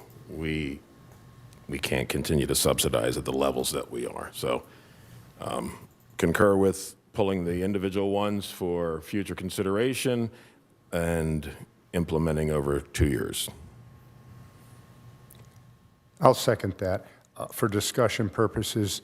So your intention is for the rest of those ones that we haven't pulled, to just step it up a little bit faster and get it more in sync with the suggested fee schedule over 2 years instead of 3. No sense Yes, sir. delaying it too much. Okay, thank you. and then for the city attorney, I just want to make sure that if we each individually email staff tomorrow, or by Thursday, let's say. Is that enough time to compile everything if we're getting it for the next meeting? That's Brown Act, like, we're just giving our individual thoughts. We're not CCing city council. Staff can come up with where we want to go with Correct. each As one long of as the you're 19. sending it, just your input in response to this to him, and that's it, and it's not being shared with the other council members, that's okay. Mr. Mayor, may I ask just one Yes, more sir. question while we're discussing this? Can staff give us this list that we have here, where there's 16, 18, 20 of them, whatever the number there are? Can they send those to us, email that list back to us with basically the grid that's on this? So in other words, not just a list of the numbers, but what they are. Yes. So we can have time to look at them and study them, make some decisions on I that. can get that to you by tomorrow morning if Yeah, if okay. this is Because it's finalized. too difficult to sit here and, what number, I missed this one, that one, so on, okay. But again, Remember and Brandon, if you want this for the first meeting in May, when would you need our input by to come up and workshop it internally? To answer a question with a question, I think it depends on the level of analysis. If it's to Councilmember Francois' point of I'd want to tie this, that could be a delay, meaning that leave the fee as is, and it would warrant further discussion with the zoning update. That would essentially just be a direction. If it's to do any kind of analysis, that'll take more time. Time frame wise, I think we need the staff report done by next Thursday. So it gives us about a little week and change. I just politely ask if it's more just for a discussion, great. If it's for analysis, this is the thing too. If there are fees that need to be analyzed further, those can always be postponed any time. We can come back in any meeting to revise any of the fees. If they're So the if- ones that are low-hanging fruit, we handle those first. We can By go through the Sunday, approach. realizing, weekends and everyone gets time away not to log into emails. Mine won't take more than a day. That means by Monday, staff could work on it. Is that enough time? Yeah, we'll make it work. So by Sunday? So internally here amongst us, if we get our thoughts together, compiled, emailed to the city manager by Sunday? Yeah, I just feel a lot more comfortable in an open session that each of us explain what it is they want regarding these fees, what our opposition, what we're looking at, so that we know in an open forum, if we start talking about individual emails that aren't even going to be CC'd to us, we should be working with a little transparency here. So. We'll still be agendizing in an open session. It will be in an open session. We're not done. Well, but the comments that we provide are between us and staff, between each individual council member and staff. So I'm just a little concerned that it's better transparency in an open meeting that we, right now, state what it is we're looking for of these things that got pulled. We can share the input of each council member along with the analysis for that. So should we CC everyone then? And can that, No. and can that go into the staff report? We can make a grid. Right. We'll make a table. That's good. Yeah, they can do it, but you should not be CCing other council members when you provide your input. That's the problem. But when they Yeah, I come know back it's with a problem. agenda, If we revealed it now, it wouldn't be a if it's been problem. I know. agendized and come back I and know. they have it in their presentation, and that's the appropriate way to do it. I realize that. I just think it's more transparent to do it in an open meeting, but that's all. That's my thought on that. Okay. We have a substitute motion we're voting on first, which is a 2-year phase-in. Knowing that 19 or so items have been pulled, we will give our feedback to staff, which will be incorporate our thoughts into the staff report, possibly at the next meeting. Any questions? Nope. Madam City Clerk. Is there a second for that? There was this first and a second.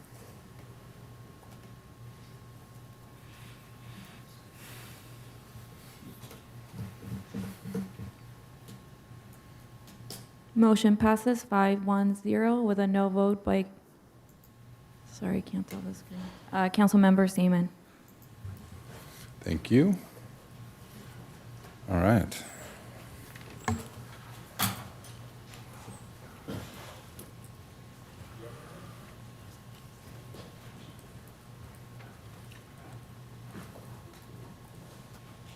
That will take us to, let's see, 12B got continued to the May 26th council meeting. Yes, Your Honor. So it'll take us to 13A.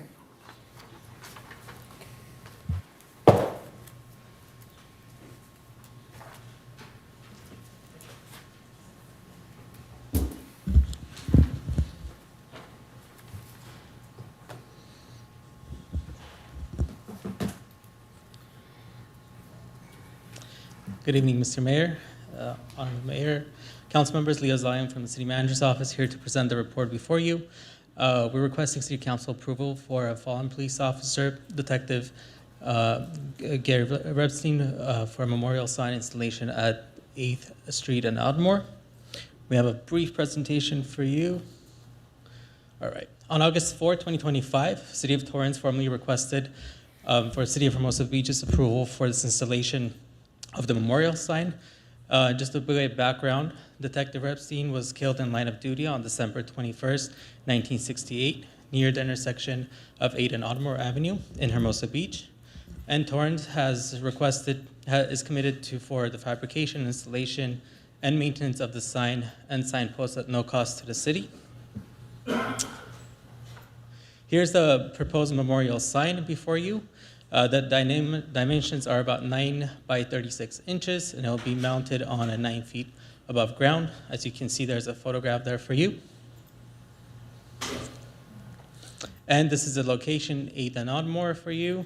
And again, that's the sign that will be posted there.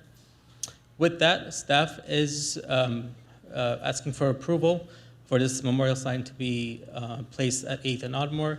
And number 2, provide direction as needed for staff. That concludes my report, Mr. Mayor, and happy to answer any questions you have. We also have Police Chief from Torrance here, Chief Dunn, to answer any questions that you may have. Perfect. Thank you. Chief Phillips or Chief Dunn, would you like to add anything else?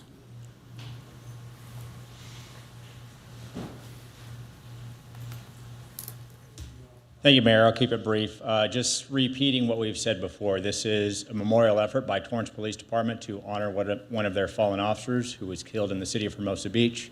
So we propose this to council, and the city of Torrance staff has said they are going to do all of the installation costs, maintenance, and it will be no additional work for the city, and we would like to support that. Thank you. Chief Dunn, do you have anything?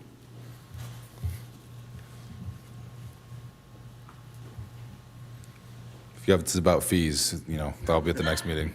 No, but I learned a lot tonight. Thank you. Good evening, Mayor, members of council. Thanks for allowing me to be here before you tonight and for letting us get to this point. What we're trying to do here is honor one of our fallen officers who was killed during an investigation here in your city and was accompanied by members of your Hermosa Beach Police Department as well during that shootout. It is congruent with a practice that we started last year in our city where we put these similar signs, these exact signs are up throughout our city in areas where a few of our other officers were killed in line of duty and where one of our crossing guards was hit and struck in the line of duty. So what we're trying to do here is just be congruent with the rest of the officers and the crossing guard that we recognize. So we appreciate the opportunity to be before, and we hope we get your approval tonight. Thank you. I assume there'll be some questions for staff, and just if there are some questions, just know it's not supporting, not a lack of support for honoring one of your fallen, but just some intricacies on a city that has a lot of signs and telephone poles. So any questions for staff? Councilmember Francois? How are our fallen Hermosa Beach police officers memorialized? Are they done typically at the police station? I believe that's how most cities do it. Is that right? It will certainly vary. I'll speak to in the history of Hermosa Beach and the Hermosa Beach Police Department. We've only had one officer killed in the line of duty.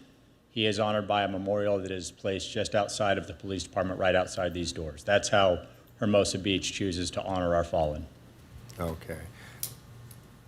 I thought I heard something in respect to other police departments are doing the same thing. So have we had police officers fallen in other cities and done the same type of thing and memorialized for them, or not? This police officer here Again, there's only been one officer. And that was in Hermosa, the right? history of Hermosa Beach, Officer Gary Moss.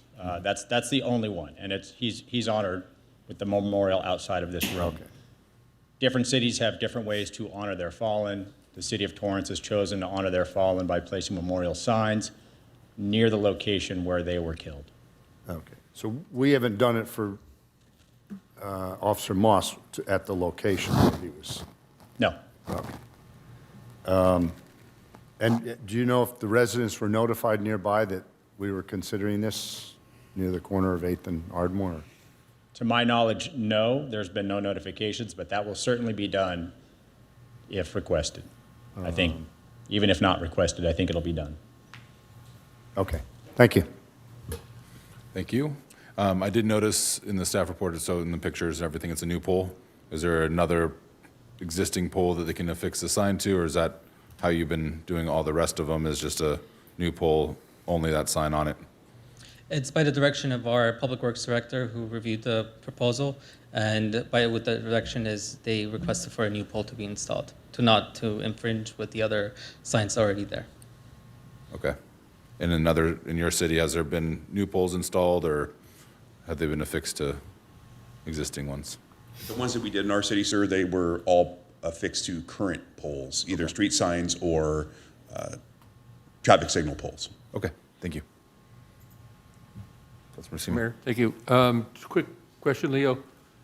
In the picture, we see the poles there, of course, and this is a mock-up of what it'll look like. That's correct, right? That's correct. And it looks like it's in the sidewalk. Does that in any way interfere with the clearance for wheelchair access and so on and so forth? No, sir. Our Public Works Department has reviewed it, and they've authorized that pole to be placed at that location that's proposed. Oh, okay. I thought so, but I thought I'd just double check. Thank you. Yes. Any other questions? Councilman Jackson. I believe, did you bring a mock-up of the sign? Is that what I saw in the back?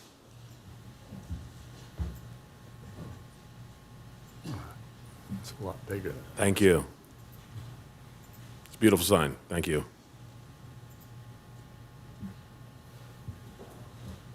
Any other questions? Public comment? All right, we'll open up to public comment. I did not get any speaker cards, and there's no virtual hands raised at this time. One last call for public comment. Seeing none, I'll bring it back for a motion or discussion. Mr. Mayor. Yes, sir. Some months ago, Mayor George Chen from Torrance brought this to me and asked me if I would bring it to council, and I was happy to do so. I think joint projects like this strengthen our bond with other cities, our neighborhood cities. I think it's important that we do that. I'm very much in favor of it, and I'd like to move a staff recommendation. Copy that. Is there a second?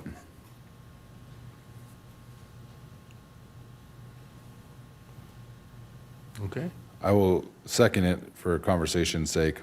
The only thing I'm hesitant about is another pole. We have looks like a pole right behind there, and I don't know if we can rework some of the signs on that existing pole, just so there's not so many in close proximity. I know when we were looking at reducing speed limits and a bunch of other things that we've heard about, sign fatigue and everything else. So again, if we can affix it to an existing pole, I am a lot more in favor of this project, and I think it'd be a lot cheaper as well. I would be in favor of that, and I would amend my motion to include attaching it to the existing pole, if that's allowed in Public Works, if it's okay to put more than one thing and more than one type of sign on the same pole. Hi. Mayor, Council, that would be acceptable. They may need to replace the existing pole so that it meets minimum height requirements. We had done separate poles so that we could delineate maintenance responsibilities more clearly, but I think we could live with one pole, but the city of Torrance may need to replace the pole with a higher version. And that would be at Torrance's expense? That's correct. Yeah. Okay. And then obviously the picture, again, is a mock-up. And the other pole looks like it's in someone's garden a bit. But that's an encroachment there, which we've already discussed this evening, right? Yeah, we believe there's some city right-of-way right behind the back of sidewalk. It's a narrow strip, as long as the post is generally in that location, should be So acceptable. would the new post come up forward a little bit and more toward the curve and not so much back? I thought Just we were wanna going to be- use an be clear. existing pole. Didn't you amend your motion to use existing I pole? did, but they said their existing pole's going to need to be replaced. So they're going to replace it. Are they going to move it at all or just replace it in the same spot?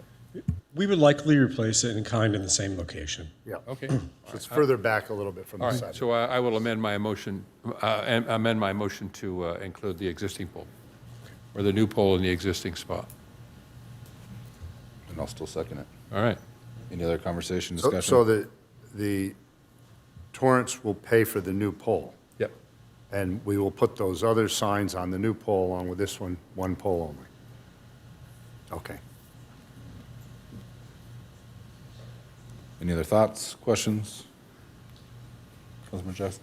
Thank you, Mr. Mayor. Thank you for being here. I'm, as a 30-year vet, I'm all about backing the boys and girls in the blue, and I appreciate what you do, and I am all about honoring the fallen. I'm having a tough time with the size of that thing. It's a huge sign. I don't think we have a sign in the city anywhere near that size. And that bothers me. Again, not to minimize the tribute to the fallen officer, because I think it's important, and I do support that. I wouldn't mind it being next to our fallen officer here, right off the steps of City Hall, which is my preference. But if it's the will of the council, then I certainly would support the sign. But that thing's huge. It's beautiful, don't get me wrong, but it's big. And I think part of the challenge is people are, there's no QR code. There's no opportunity. I think learning the story is important. And, if there was something that could be, smaller on the ground, people could walk by, QR code it, and learn the story of the fallen officer. I think that is very valuable, as opposed to just driving it, seeing a sign, and having no idea, which is what most people, I think, suspect would do. So I don't know if there's any willingness to go with something smaller or something that would be more interoperable so that, my kid walking by goes, hey, what's the deal here? And can QR code it and learn the story. That's wishful thinking on my part that he would do that, but. I'm certain that most people would look it up if there was something for them to reference. The size of the sign that we picked originally is predicated on many of the locations where they're at, like Hawthorne and Carson, for example, it's on a massive pole and gets lost amongst the streetlights. I realize this situation is a little bit different. We did have a mock-up made that was slightly smaller. What I would say to you, Councilmember, is we're willing to work with the city of Hermosa Beach in any way that we can to make this tribute happen. Would it be amenable to the council to have the same size sign if we put a QR code on it that took the viewer to the Officer Down Memorial page? Because it will take up real estate on the sign. But I wouldn't be opposed to that, and I think it would be easily accomplishable by our staff to get that done. And I appreciate that, Chief. My concern, that sign is mocked up is what are on huge streets with, as opposed to our very narrow street. Yes, sir. Where cars are hitting other cars on a daily basis. So, if there's an opportunity to reduce the size, put the QR code in, I think that'd be great. But, I'm not going to not support it. I just think there's an opportunity to improve it by making it a little smaller. And I think the QR code would be a nice to do if that's possible.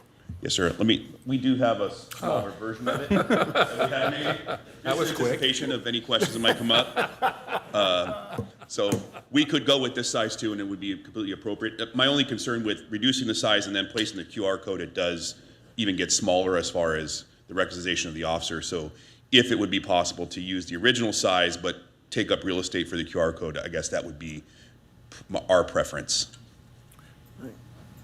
I actually think the smaller sign is more appealing. Yeah, I like the smaller sign. Can you put the QR code in the corner there, just underneath the Ripstein? We certainly will give it a shot, sir.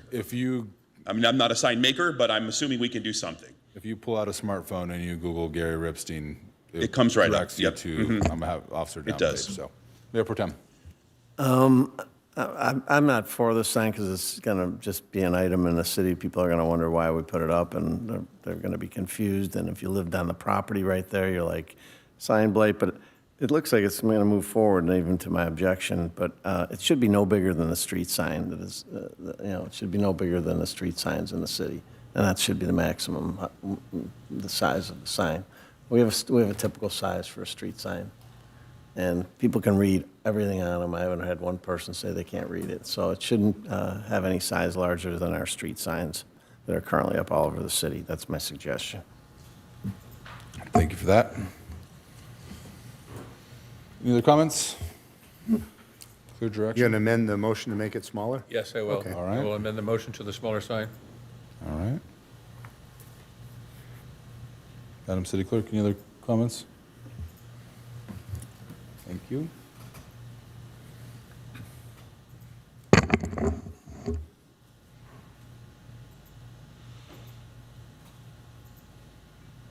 Motion passes 4-1 with a no vote by Mayor Pro Tem Keegan. Thank you for sticking around.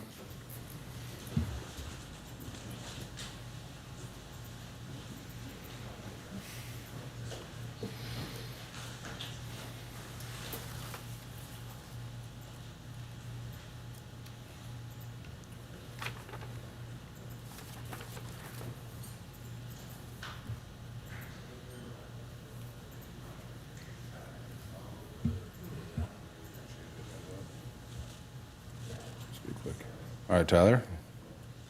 Good evening, Mayor Pro Tem and City Council.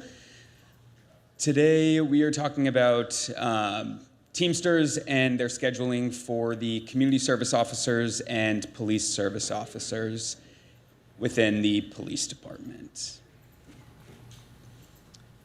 So I'll just briefly go over currently in the Teamsters Memorandum of Understanding for 2025 to 2028.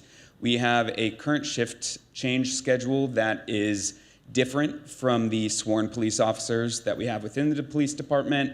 And they are currently proposing, they as in Teamsters, both the police service officers and community service officers, proposing to change their shift schedule to ultimately coincide with the police officers.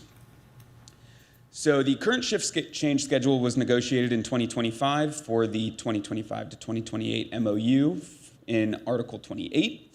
The community service officers and police service officers have 4 quarterly shift changes that are done at the first Sunday of the month that is at the beginning of that shift change. So currently, the shift changes start in June, September, December, and March.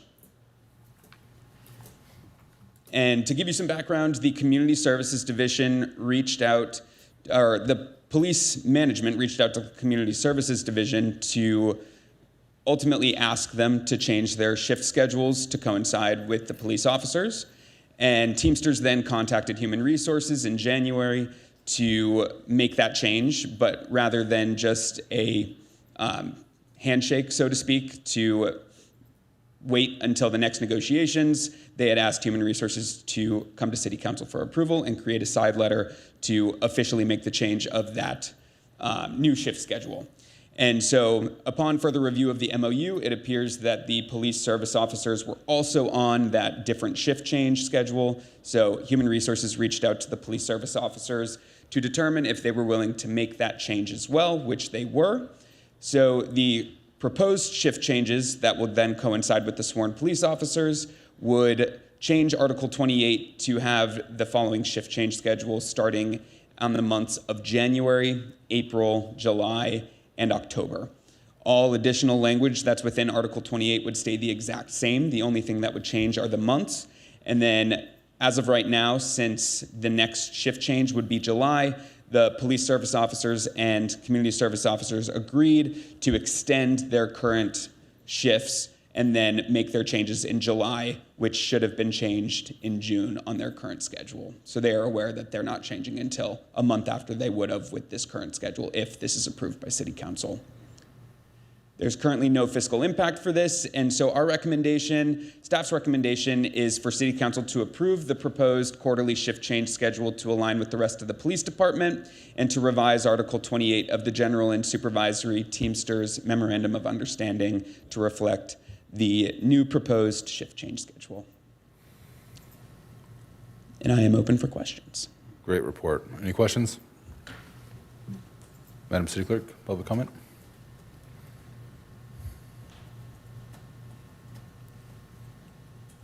I did not receive any speaker cards, and I have no one online. We'll last call for public comment. We'll close public comment and look for a motion.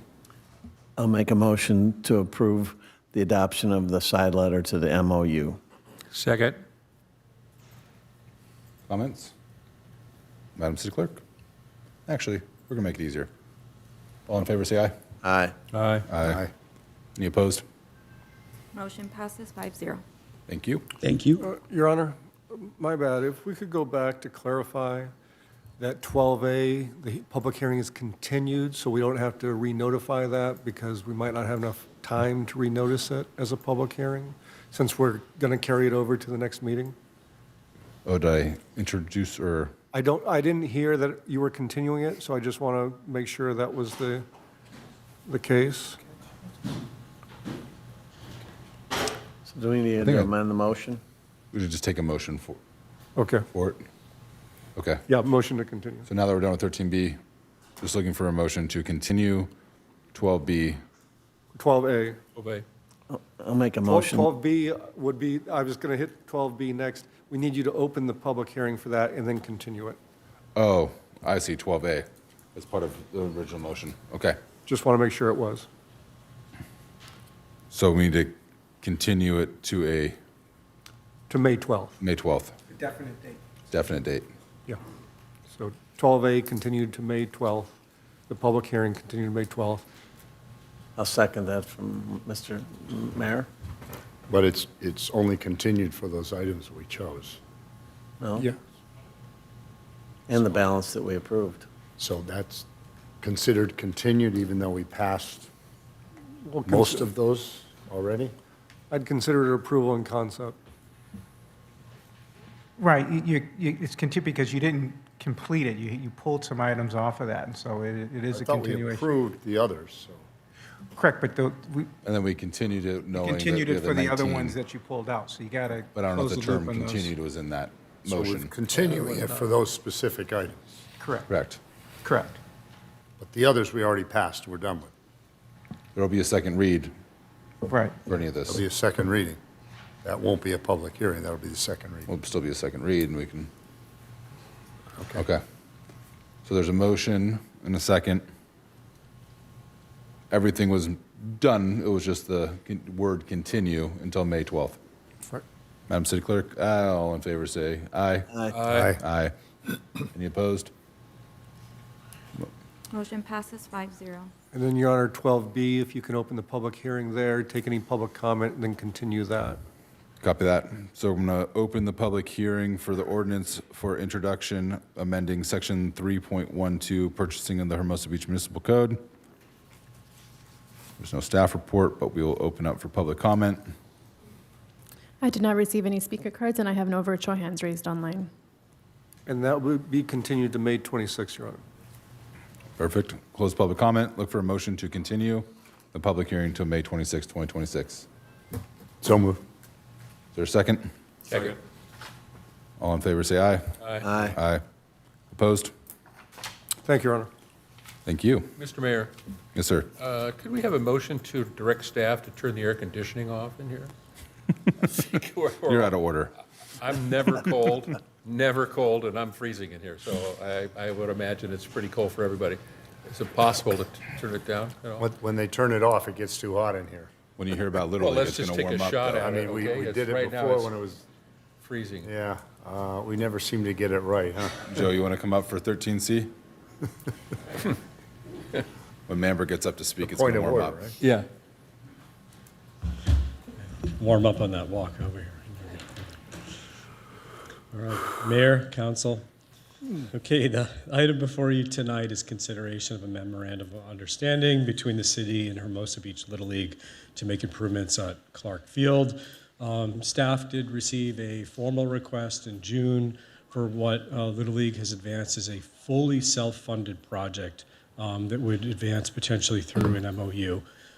There is some precedent for the city to work with Hermosa Beach Little League for an MOU. They currently have 2 different MOUs that are in operation, one for their annual use of the field, as well as there was another MOU that was advanced to for them to construct improvements to the southeast field and continue to maintain those improvements, though at a much smaller scale than what's anticipated, but still there is some precedent for an MOU to be considered.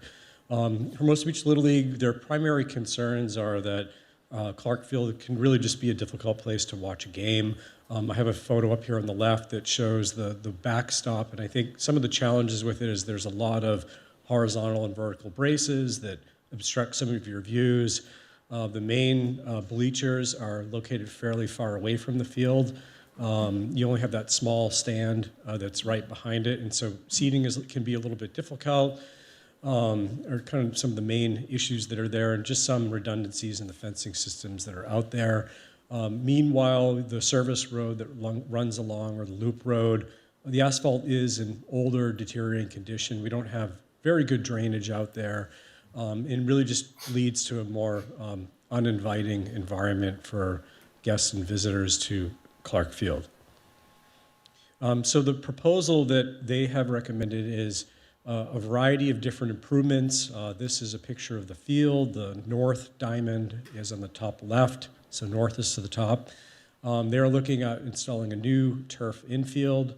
One of the major changes that they're looking at doing is installing a new backstop and potentially shifting the northern diamond to the northwest, which would allow for expanding the field use and actually provide some additional room for the soccer field in the center. They're looking to install new bleachers and folding seats. Should the backstop fencing move, there would also likely require shifting some of the lighting for the field, so there would have to be some lighting upgrades that go with it. They're also looking at potential installation of permeable pavement, so that would replace and enhance the pavement conditions in the loop road, but also help address some of the drainage concerns. They're also looking at a flagpole, a new scoreboard, and some other minor improvements to the dugouts and bleachers at the southwest field. Again, these are all the improvements currently envisioned, and a lot of this is going to depend on their level of fundraising. So it's possible that Little League could advance only with a smaller phase of this, should they not be successful in obtaining both funding and permitting approvals that would be required. Any modification to Loop Road will have to go through LA County Fire for approval, as well as Public Works Engineering review for that change and any other change. So there's a couple renderings that Little League did provide to us. This is generally their vision for what the backstop would look like, minus all the cross bracing and some additional enhanced seating along that loop road. And then here's another shot looking west along the loop road with the permeable pavers in decorative design and seating that would go along with it. We did take this item for further input and consideration to commissions. This went to Parks and Rec in early September. Some of their primary concern that was raised at that meeting was HBLL's desire for offering naming rights as part of any type of fundraising campaign. However, Little League did clarify that that was not their current intent. And there was generally unanimous support from the Parks and Recreation Commission for this to advance to council for an MOU. About 2 weeks later, we brought it to Public Works Commission. We got into a lot more details about the construction period, a lot of concerns about the oversight during construction and how Little League would manage all the various disciplines and contractors and who would manage this. So a lot more about the construction period. However, Public Works Commission's primary concern was any potential impact to Public Works staff and how that would affect overall CIP delivery. Overall, Public Works Commission did advance this with a 5-0 vote, provided that engineering staff only focus on the MOU this fiscal year and provide no design support until this upcoming fiscal year, subject to council approval, of course. So the MOU that we have in here, we did, taking into account some of the Public Works Commission's concerns, we did strip down the MOU to only cover planning, design, and permitting. I think it greatly simplified the agreement. We have a 3-year agreement, draft agreement outlined, that would allow them to at least kick off fundraising campaigns for the various elements that are included, so that we could further advance what the design would actually look like, ensure that they can obtain proper permits and funding before bringing this back to City Council for further consideration, where we would envision a subsequent construction period MOU would be determined at that time. Should Council want to go forward, they would more definitively outline the responsibilities. But again, we envision that this would be fully managed and paid for by Little League, including the retaining all the licensed designers and contractors required to do this. There will be city oversight. While we've tried to find the most efficient way to deliver this, there still will be city oversight. This is going to take O&M staff, our operations and maintenance team, our engineering staff. Where necessary, we'll pull in third-party reviewers, but our team is going to be fully involved through this. So there will be an impact on staff duties, but again, we tried to find the easiest way to move this forward. Little League has also agreed to pay for any staff time or plan check requirements as part of a review process, knowing that it would take staff time. So with that, the recommendation before you tonight is to consider this MOU. I'm happy to answer any questions, and I know folks from Little League, Mark Member and Jim Fasola are also here as well. Thank you. So just to reiterate, tonight is just a conversation on the MOU that essentially allows them to start fundraising. No delivery methods or anything are really outlined in it. That's all going to come further down the line. That's correct. This would really just be, they would have to retain licensed professionals to advance the design and then go through the permitting process with staff and LA County Fire. Perfect. Thank you, Mr. Mayor. Joe, on the west side of the baseball diamond, behind the dugouts, I'll get back to that drawing. Weren't there some basketball courts there, kind of like half courts, sort of shoot-around areas? Mm-hmm. Does this project include resurfacing that area and refurbishing that a little bit? Currently, it does not. So there are some hoops. There were 6 that were there. We've reduced that to 3. Those have been restored on the west side. Currently, our slurry seal project that's actually going to be advertised for construction tomorrow has an alternate bid to slurry seal just that portion where the hoops are. And slurry is really a short-term solution, help enhance the pavement condition. At this time, there's no plans included in this concept to adjust those, but then again, we'd have to see if we are shifting the backstop. Does that change the fencing layout, and does that impact the basketball courts? It's something that will have to be evaluated as we go through preliminary design with Little League. So this drawing where it changes from what looks like pavers, and then there's a line there, and then it's a gray area there. That's the slurry coat, the gray part? There'd be pavers around, just past the dugouts, and then from there back is Could I ask the slurry city coat? clerk to pull up the site plan, please? And if you just go back a couple of slides. I don't know if it'll let me.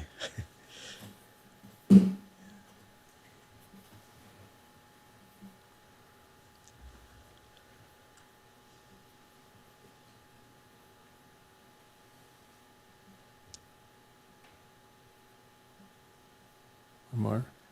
That one. Thank you. So I believe the basketball area is just south of where the permeable pavement ends. Yeah. However, once again, this is a very conceptual plan at this point. And so the limits aren't well defined. I think there's a lot more study that needs to be determined. Will permeable pavement even work? Yeah. We have to do some soil examination, or at least Little League's designers would have to do that. But we're open for input on the high-level concept as well. I have no problem with it all. I was just curious of whether or not they were, because it looks like they're going all the way around with a beautiful new sign and backstops and paving and everything. It looks great.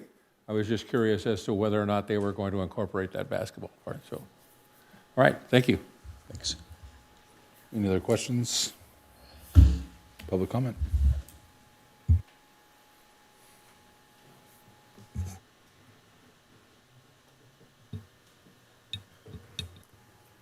I have one virtual hand raised. Tony Higgins, your 3 minutes will begin when you start speaking.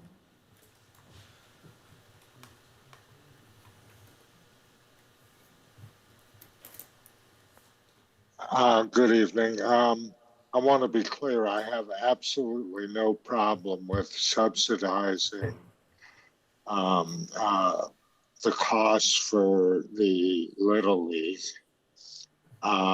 Joe just went through a litany of all the extra costs that staff would, the extra hours that staff would have to spend on this. And I think that it's a good thing, but you should consider how 15 hours for the Nike event is going to cover that when it wouldn't even cover this Little League study. Thank you. Good night. Thank you. Anyone else for public comment on Little League? Seeing none, I'll close public comment and bring it back to the council for a motion discussion.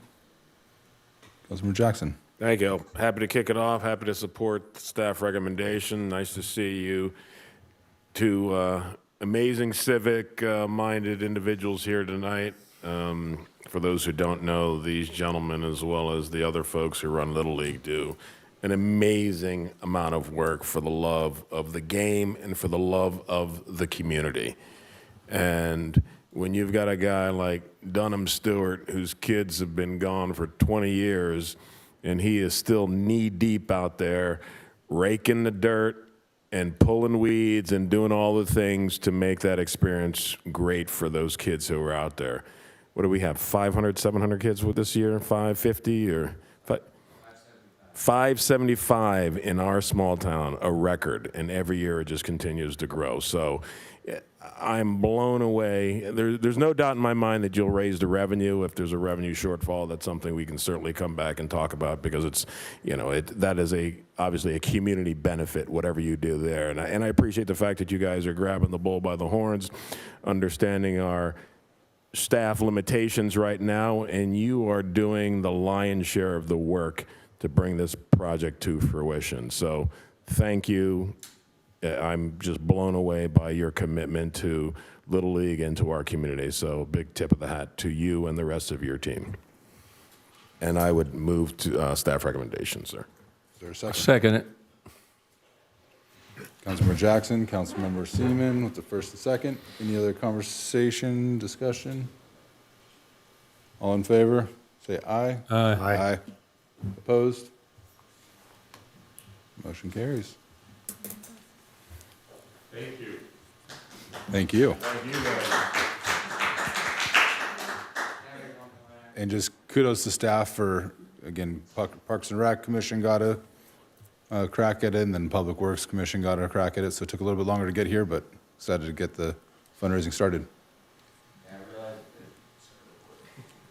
Public comments closed. Yeah, my bad. Just a quick thanks to Joe here and Steve for getting us to this point. He's got a very full plate, and to throw something on this, I mean, review and drafting of the MOU is no small lift, and the number of conversations that they've carved out, meetings, is more than appreciated. So just want to acknowledge them for that.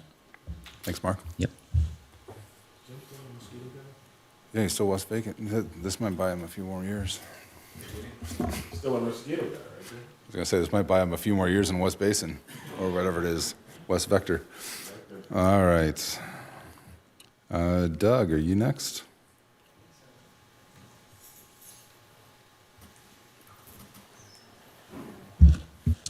Good evening, Mayor and Council. So before you, we have a resolution establishing a new category and fee for commercial encroachment areas. Next slide, please. At the January 13th meeting, Council requested an item to discuss these fees. In March 10th, Council approved a new category and fees for certain encroachment categories. Next slide, please. Little background, going back to COVID, fees were waived on all encroachments. In 2022, $1.50 per square foot was implemented across the board, and then in 2023, 23, a new fee schedule for a 3-year period was established, and that's on the next slide. So there's that which is in place now, and then with this resolution, there's a carve out for a new category and a new fee. Next slide is a very hard to read map of all of the encroachments. We can skip to the next slide. So at March 10th, council requested this new category in fees specifically for dining areas on and off Pier Plaza that do not have table service nor alcohol service, and the reduction would be down to $1 per square foot, retroactive to January 1st. If this is approved, master fee schedule will be amended to reflect the new fee. Next slide.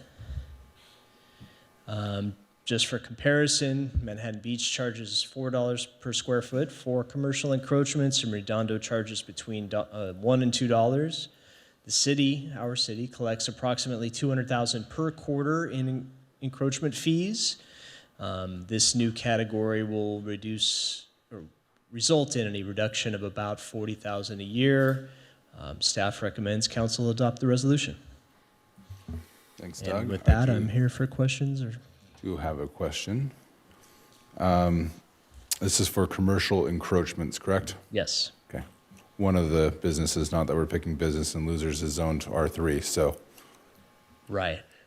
Well, I mean, as requested by council, commercial encroachments meaning an encroachment for a commercial entity, a business. But the underlying zoning is R3. Zoning was silent in council's request. Okay. That's my only question. Councilmember Francois.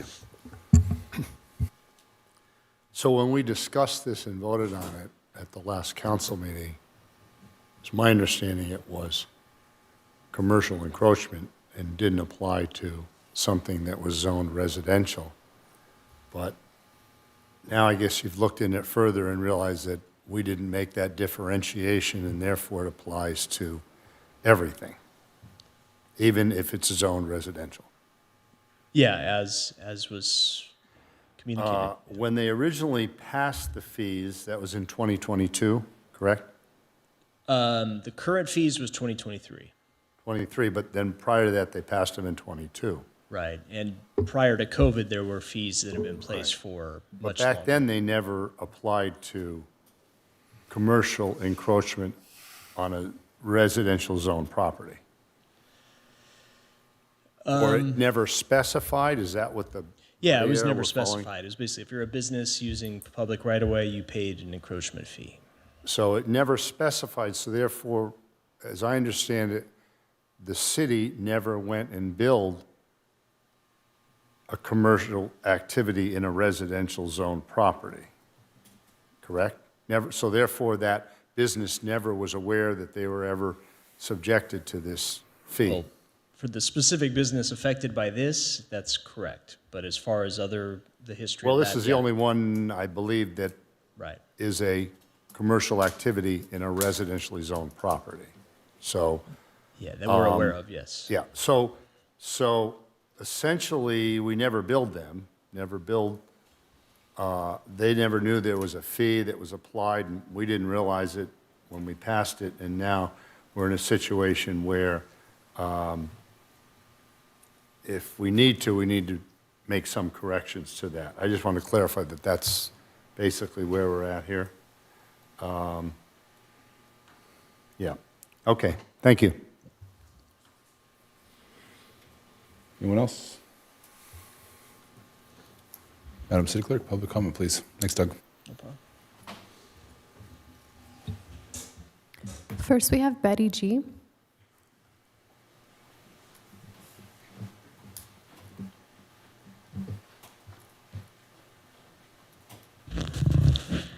Good evening, Mayor, council members, and the wonderful Hermosa Beach community. My name is Betty Gregorian, and my husband and I are the proud owners of Granny's, a piece of Hermosa Beach history in the residential neighborhood of 635 Monterey Boulevard. I already mentioned this last time, so I'll just be brief about how we found out regarding the encroachment fee was through Alan J. regarding being at a meeting January 13th and then finding out that we weren't even on that list of businesses nor on the map, but our name did come up vocally. So at that time, I didn't worry about it until I did hear from Doug Kraus when he visited Granny's. We were busy. I was doing story time outside. Then I got the email. That's how we found out. That wasn't cool. Not a great way to find out something like this. We thought we were leasing, and we have been insuring that front area along with the stores since 2022 when we took over Granny's. Again, I had been working there. I was always taking care of that patio as an employee and as an owner. Technically, we have been taking care of your property for you. It is a public place that we have maintained for free. Oh, sorry. You're welcome. Remember, it is open and not enclosed. It is solely for customers. I'm sorry, it is not solely for customers, but a community space for people to gather as they walk along Monterey Boulevard. We 100% support our fellow small businesses of Hermosa Beach, especially during these difficult economic times that we are in. We don't want special favors or privileges. We just want you to do what's right and not include us in this encroachment fee since we are in an R3 residential area. We are not surrounded by other commercial businesses, so we should not be paying the same amount, let alone at all, as those commercial businesses that are in a commercial area and have the commercial support of other businesses to bring in revenue. Oh geez, 36 seconds. Okay, when customers exit our front door, we do not have control as to where they sit or stand. We are a 102-year-old commercial business zoned in a residential area, but there is no commercial activity and no money being made in that front outdoor area. It is simply a waiting area with benches and umbrellas.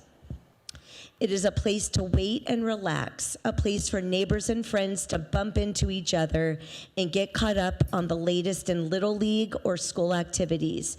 We are not as busy as Pier Plaza, nor do we have the foot traffic as it does.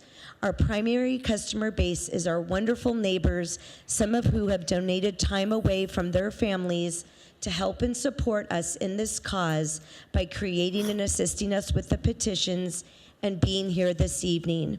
From the bottom of our hearts, thank you. I'm almost done, I promise. If the only way to avoid these fees is to take away our umbrellas, benches, and tables, you will be left with an ugly, open, dead waste of space. If it would make you feel better to have Hermosa Beach benches and trash cans, that is fine, but we would then expect you to clean the area, empty the trash cans daily, as Granny's has done for the last 102 years. Thank you for your time and consideration, and I'm so sorry I went over. Next, we have Vok G.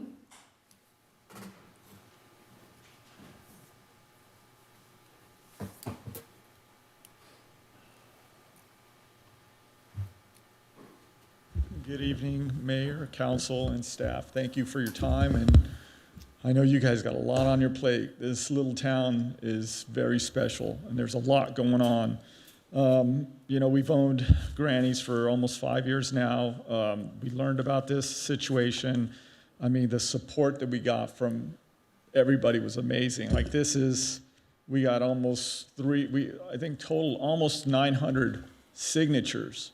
Some online, people were coming, young kids were coming and just signing the petition and, leaving and like, okay, you don't need anything? No, I was there this morning, I already got my breakfast sandwich and just wanted to come and support you guys and sign. So that was pretty amazing. That was awesome. So that's what this little community is about. That's what Granny's is about. We're all about giving back. We, when we took over, the previous owner said, hey, look, you have this, the building, you have this, you could put your tables and chairs, but, that's if you have, and then I asked him a couple years later, hey, can I paint this little area that we're talking about? And he said, of course, but just that's on you. You got to pay for that. I said, okay, that's great. So I don't even think they knew what the situation was. So I just don't think it's fair for us to be, we are an R3. I'm in real estate. I work with Berkshire Hathaway. That's my company and that I work with. And we are R3 zoned.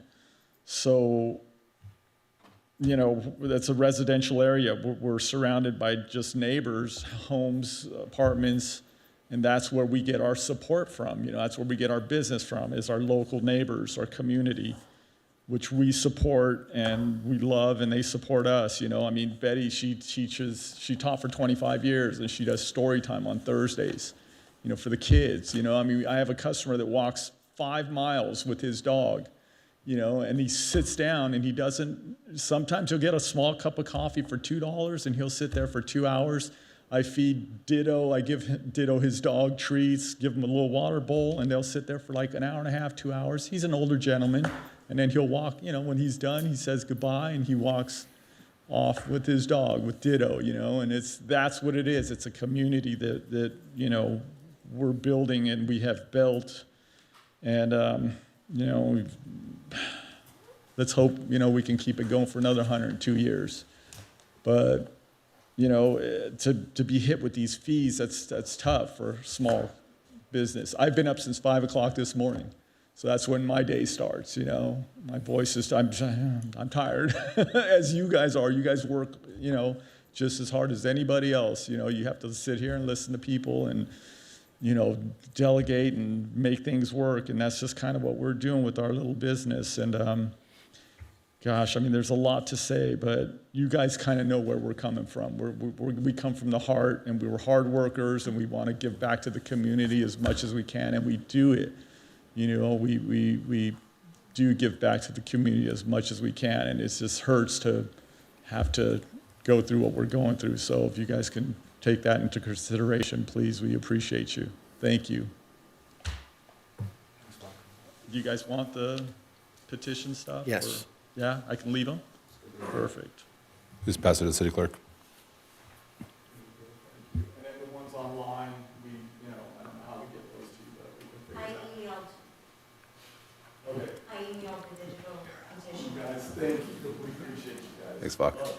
We love Hermosa. Thank you. Next, we have Mark W.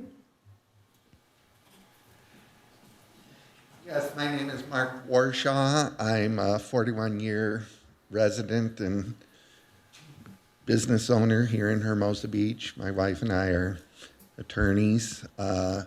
Currently live on Manhattan, but for 18 wonderful years, we lived 3 houses down from Granny's next to Shirley Castle's house. So I was aware of the height variance that Mayor Pro Tem Keegan went after.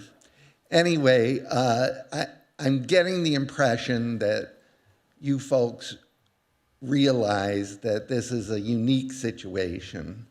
I dare say that neither the city nor the property owners, and certainly the new business owners, no one was aware that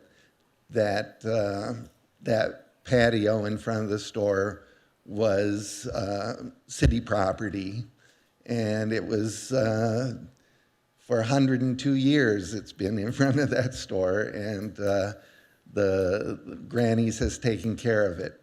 So I think that, I wanted to, preface my remarks by saying that I fully understand the situation the city is in, that it needs to generate revenue wherever it can. But I think this is a situation with Granny's and maybe some of the other small businesses that aren't in the commercial area that, it's like pulling out the couch cushions and trying to find some small change there. And it's really, it's not going to help the city, but it's going to make an impact on the business owners. And especially, the staff report just sort of blithely says, oh, we'll backdate their bill to January 1. That's a big load for a small business. And I think what we need to do is focus on the fact that this is a business that makes Hermosa Beach the city that we all love and love to live in. And I was supportive when your predecessors decided to, redo Pier Avenue and turn it into a destination place. But stores like Granny's, they're not for the tourists and the out-of-towners. They're for the neighborhood. So I think it would be well advised to carve out Granny's and perhaps some other businesses from this new encroachment fee proposal. Thank you very much. Next, we have Ira E. Hello again. Sorry for being so visible tonight. Granny's has been in business since 1924, as you've heard, and they service a neighborhood on the south side of town. To suddenly charge Granny's $4,000, which equates to about 300 sandwiches, for their front patio after 102 years in business doesn't seem to be business friendly. Such businesses in our neighborhoods should not be charged. Unlike some other similar businesses in this group, Granny's has not built any walls or permanent structures on its patio. The patio is used by customers, as Betty explained, and also by local workers, construction workers and others. They go to Granny's to relax and get some shade. Betty reads books to young children on the patio weekly, and Granny's allows fledgling businesses to use the patio to sell their products like honey, energy bars, coffee beans, and she doesn't charge them. They don't charge them for that. Please consider carving out this 102-year-old business treasure and from these new fees. Thank you. Next, we have Alan J.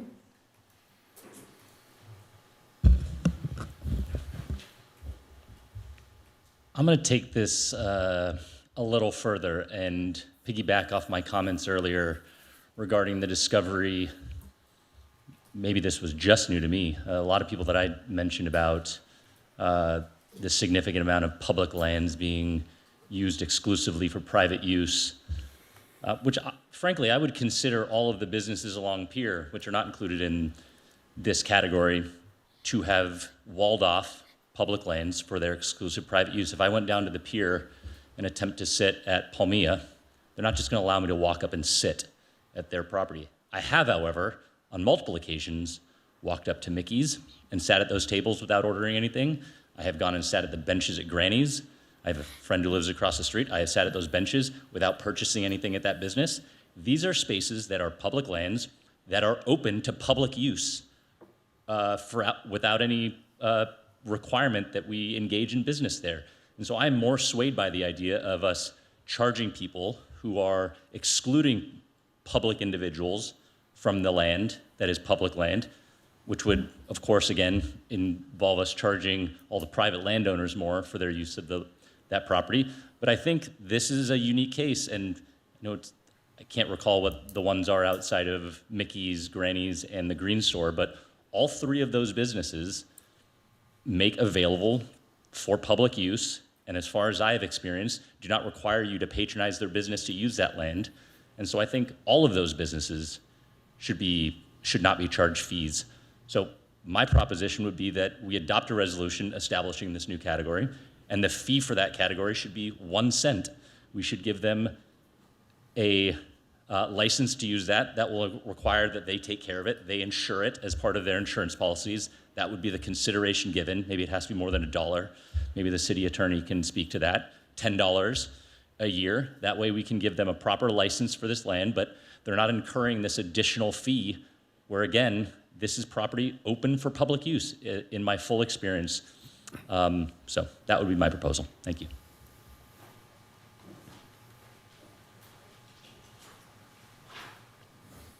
I did not receive any more speaker cards, and I have no one online. John David. I completely back what Elaine said. So I was on the Economic Development Subcommittee and with you. And at the time, I really advocated for these outdoor dining decks not be private. I really think it's great. We need placemaking. It's what we need. It's good for business. It's good for residents. And so, I really support Granny's and every business. I completely agree with Elaine. If a business wants to have a deck that's open to the public, you don't have to buy anything.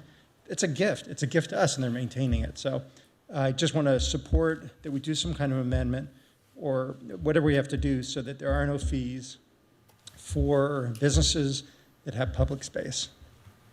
Okay, thank you. Next, we have Andrew G.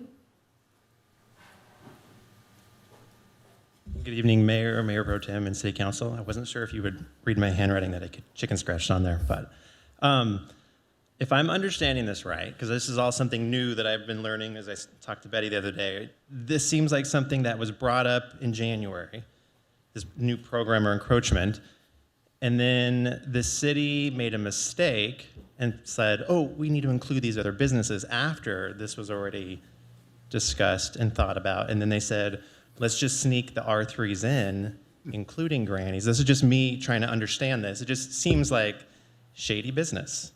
Something was left amiss, and instead of saying, oh, let's amend this, let's talk about it, or whatever before, you said, let's just sneak that in. So, I don't know.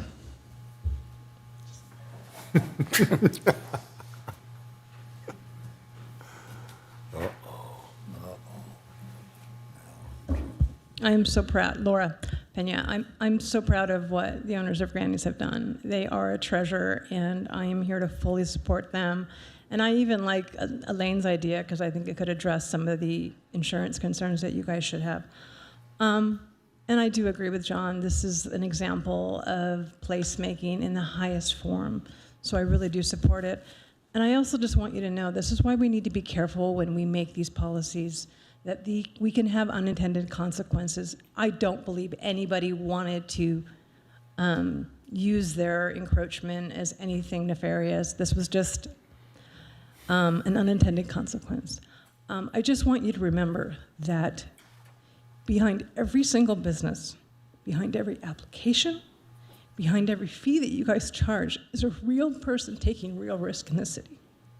So realize that when I advocate as strongly as I do for our businesses, it's because I hear their concerns. And I know you do too. I fielded them off to some of you guys. And we really need to step up, because this should be a collaborative process where we work together, because I know we can. So that's it. I don't want to take up too much time. Thank you.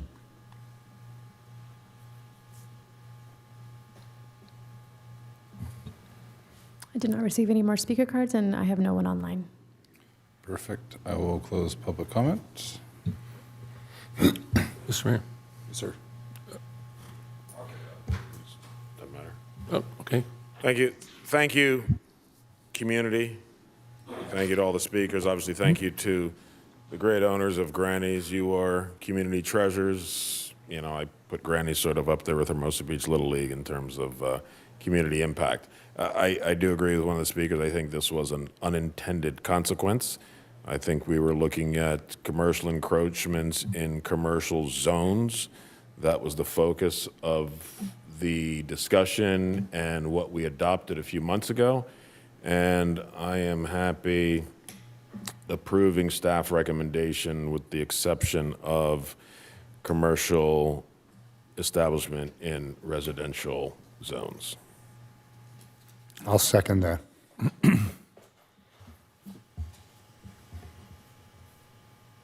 Motion and a second. I'm just trying to think through that motion. Go ahead, Councilmember Stephen. Yeah, I honestly did not have to listen to the last few, everyone that commented tonight to feel the way that I feel. I totally agree that Granny's should be exempted from this. I live just a few blocks away. I love that place. It's really wonderful. It is an exceptional place, and it's, we were just talking about the Kiwanis Club 100-year birthday. You guys are almost 100 years. It's amazing. Or actually over 100 years. Yeah, that's unbelievable, and it's wonderful. And I support the idea of carving out Granny's from this particular fee schedule. There is the one interesting point about the insurance, though I'm not sure, maybe the attorney can enlighten us, or maybe someone from staff can explain to us, do we need to charge anything? And if that's the case, 5 cents a foot or a penny or something would be more than okay with me to support this. I definitely support it already, but I would just like to hear the finer details of what we need to legally do in order for them to use the space. Well, in general, when you talk about public spaces, there's under the California Constitution is a prohibition on gift of public funds. And so we would need to kind of tackle that, and come with some kind of LexisNexis on what we're charging something. It could be something minimal, but it can't be zero. No, that's why I asked. Yeah. So, but there's a lot of discretion. There's a lot, there would be a lot of discretion for the legislative body So for to do that. purposes of our motion this evening, would we want to make that, rental fee, then I guess whatever you want to say 5 cents a foot? Is that I would reasonable? think that your motion tonight would be, what's been agendized was to adopt this resolution, and that's what appears. So maybe directing us to come back with the revised resolution to incorporate the parameters of residential, or, I have to work on the wording, but you don't want to adopt what I'm hearing here is, I think the consensus is you don't want to adopt the resolution as it's currently written because it impacts businesses like Granny's. That's why I brought it up. Yeah. Because So we would have I'm all for exempting them from this fee, but we need to do a minimal at least to make it legal and so on. Correct. So this is something we'd have to come back. I don't think you can. All right, so let me just finish up and say that I am in favor of this, and I just want to be able to do it the right way, legal way, but absolutely should be exempted. Mr. City Attorney, could we, now that we know this, I mean, I feel like everything up to this point in 102 years, unless you lived on Lomo, you didn't know about this easement. But now that we are noticed of it, could the fee and the personnel cost for maintaining the maintenance and cleanliness of the area, plus the cost of insurance of said area, be enough for the gift of public funds or whatever? Yes, in theory, as long as we can articulate that in a way where it serves a public benefit and all that, then yes. Okay. So we don't necessarily charge a cent per square foot or anything. It just, you maintain it, you insure it. Correct. It I costs think money Mayor to Pro maintain Tem, it. yes, Mayor Pro Tem, you have a, Well, I mean, there's encroachments with people with driveways all over, and their insurance for their home covers them for the driveway that's in the encroachment permits, just like their insurance for their business covers them for insurance. They don't need an additional rider. It's already covered in their business insurance in all policies. I live on Monterey. I have a front yard. It's an easement. It's not, there's a gate that swings open that's open that you can come in through, but people don't come and sit on my front lawn. But, when kids play on there or someone's in there, the gardener's working, whatever, they're insured through my homeowner's policy. correct. The one caveat is if something happens, right, although they have insurance, the fact of the matter is it's still public property. and so We're they're- liable for everyone's home Sure. on the street, too. Yeah, So we got thousands of homes. Yeah, but this is a commercial use in a residential area. I think we're making this way too Yeah, that's what I'm saying. complicated. I think it's been fine for 100 years and probably don't need to worry about it. I mean, I talked with the city attorney offline. He stated that when we passed this before, he understood we're talking about commercial area. It was never intended that this was to be effective for residential areas. Now, all of a sudden, we've never charged them before. Now we're saying it's a gift of public funds and all this insurance. I mean, we should be able to simply amend this, that it doesn't apply to residential zone properties and be done with it. That's what we intended. They've been here 100 years. We don't need to carve out an exemption for that, but it doesn't apply to residential zone properties. It never did. When we passed it, we never intended it. Why do we have to go so do I have to go ask for a special attorney decision on whether it's considered a gift of public funds? I mean, come on. You have one Let's here. have some reasonableness about it. Nobody asked for that. Insurance proof. I mean, I think the city there's attorney- encroachment areas all over the city. Your Honor is just asking for an articulation of the public benefit for this, and Correct. that could be made through the motion. And if staff feels like it is sufficient, doesn't even need to come back. Good. Well, then, let's do it. Let's make the motion. Can you modify the motion to, if staff and council, does it need to?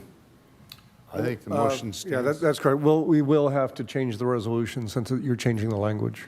You're exempting commercial properties in residentially zoned areas. That would be in a second That was the reading. motion, right? That's the motion. Right. There you go. Any other clarification? Needs to be seconded. No. Who originally seconded it? So Seconded what that, and exactly is the I'll agree. motion? Give them. I'll agree. I'll second. That staff return with a modified resolution that remains intact, that impacts commercial enterprises in commercial zones and does not include residential zones, commercial activity in residential zones. And all other parts of the resolution and fee schedule Yes. would be approved. Yes. Yes. Okay, and I seconded that. Okay. Can that come back on consent? We don't need another presentation, I assume?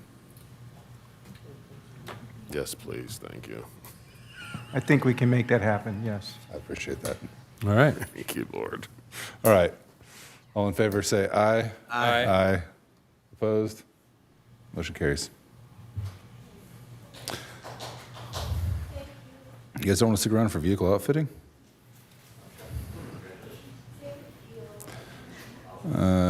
Brandon's back. I thought I was going to have an audience for this.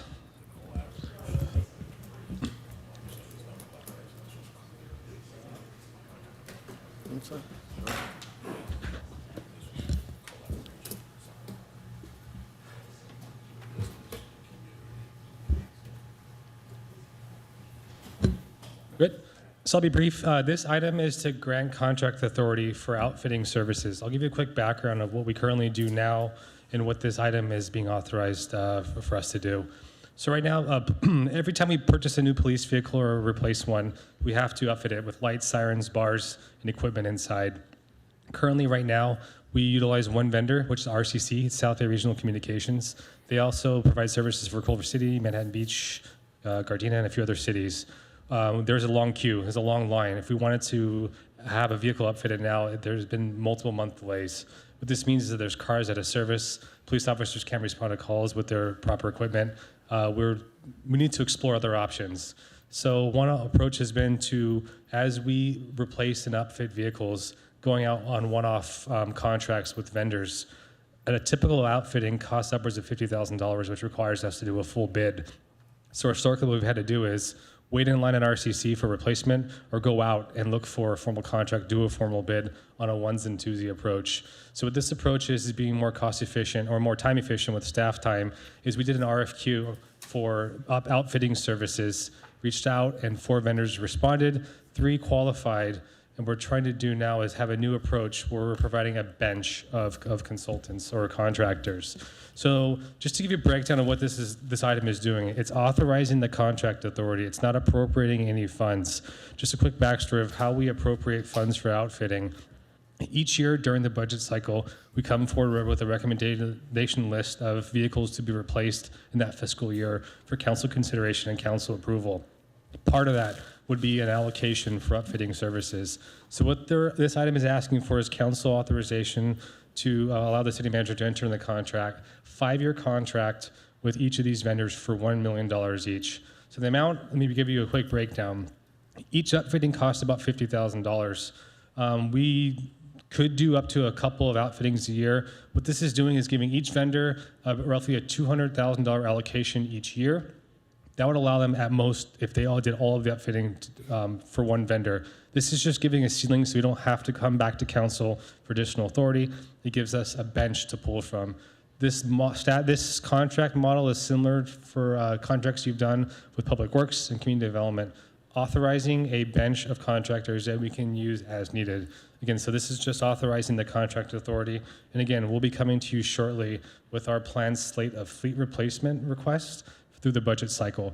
So again, this item is not appropriating any funds, it's just authorizing the contract authority for the next 5 years. So we're not having to do competitive bids on a one-off basis every time we have to replace a car. So again, some of those benefits: faster vehicle deployment. A car is not sitting dormant, it can be deployed into service as soon as we receive it. Increased safety allows us to utilize new vehicles in a quicker way. And again, using multiple vendors allows us flexibilities. If one vendor is backlogged, we have 2 more on the bench we can call, and they can come step up and help us out as quickly as possible. If not approved, the current model is in place. We wait in line at RCC, multiple month delays, or we try to do one-off contracts with vendors as we see fit. So our goal is to lock in these vendors for over 5 years to allow us to have a bench to be flexible with service delivery, mainly for the police department. Again, so this will be funded through future budgets. This is not allocating and appropriating any funds. It's just giving us the contract authority. Again, we will use this on an on-call basis, and there is no guaranteed spending with any vendor. It's just giving us the authority to utilize any of the 3 vendors as we see fit, up to $1 million over 5 years. So with that, that ends my presentation. Happy to answer any questions. Mayor Pro Tem. I see like we have the flat fee build-outs for K-9 for patrol vehicles. And an example is $10,325 for a police vehicle. What do we pay at RCC for a build-out? That's the tricky part about RCC is we pay, essentially it's embedded within our 911 response or the dispatch service. So part of the issue is we're trying to get a line item cost estimate from them. It's very vague. We get charged for parts and service, but we've been working with their finance people to give us a cost estimate of what you're doing. It's essentially rolled up in the allocation they give to city contracts. So the answer, unfortunately, is we don't know what it costs for the RCC. All we know is mainly that we are not getting the quality of service we expect from that organization. Well, a better question is, are we getting them free from RCC then? I mean, are we going to get a cost reduction in our billing from them? We should. We're going to negotiate for that. I think it's a very opaque model when it comes to negotiation for the dispatch services. We will make that a point of contention. I mean, because if it's free, that's a problem for me. I can bet a pretty penny it's not free. It's embedded in the cost allocation model. A lot of entities do this. They'll spread their overhead across multiple agencies as they're doing here. So. All right.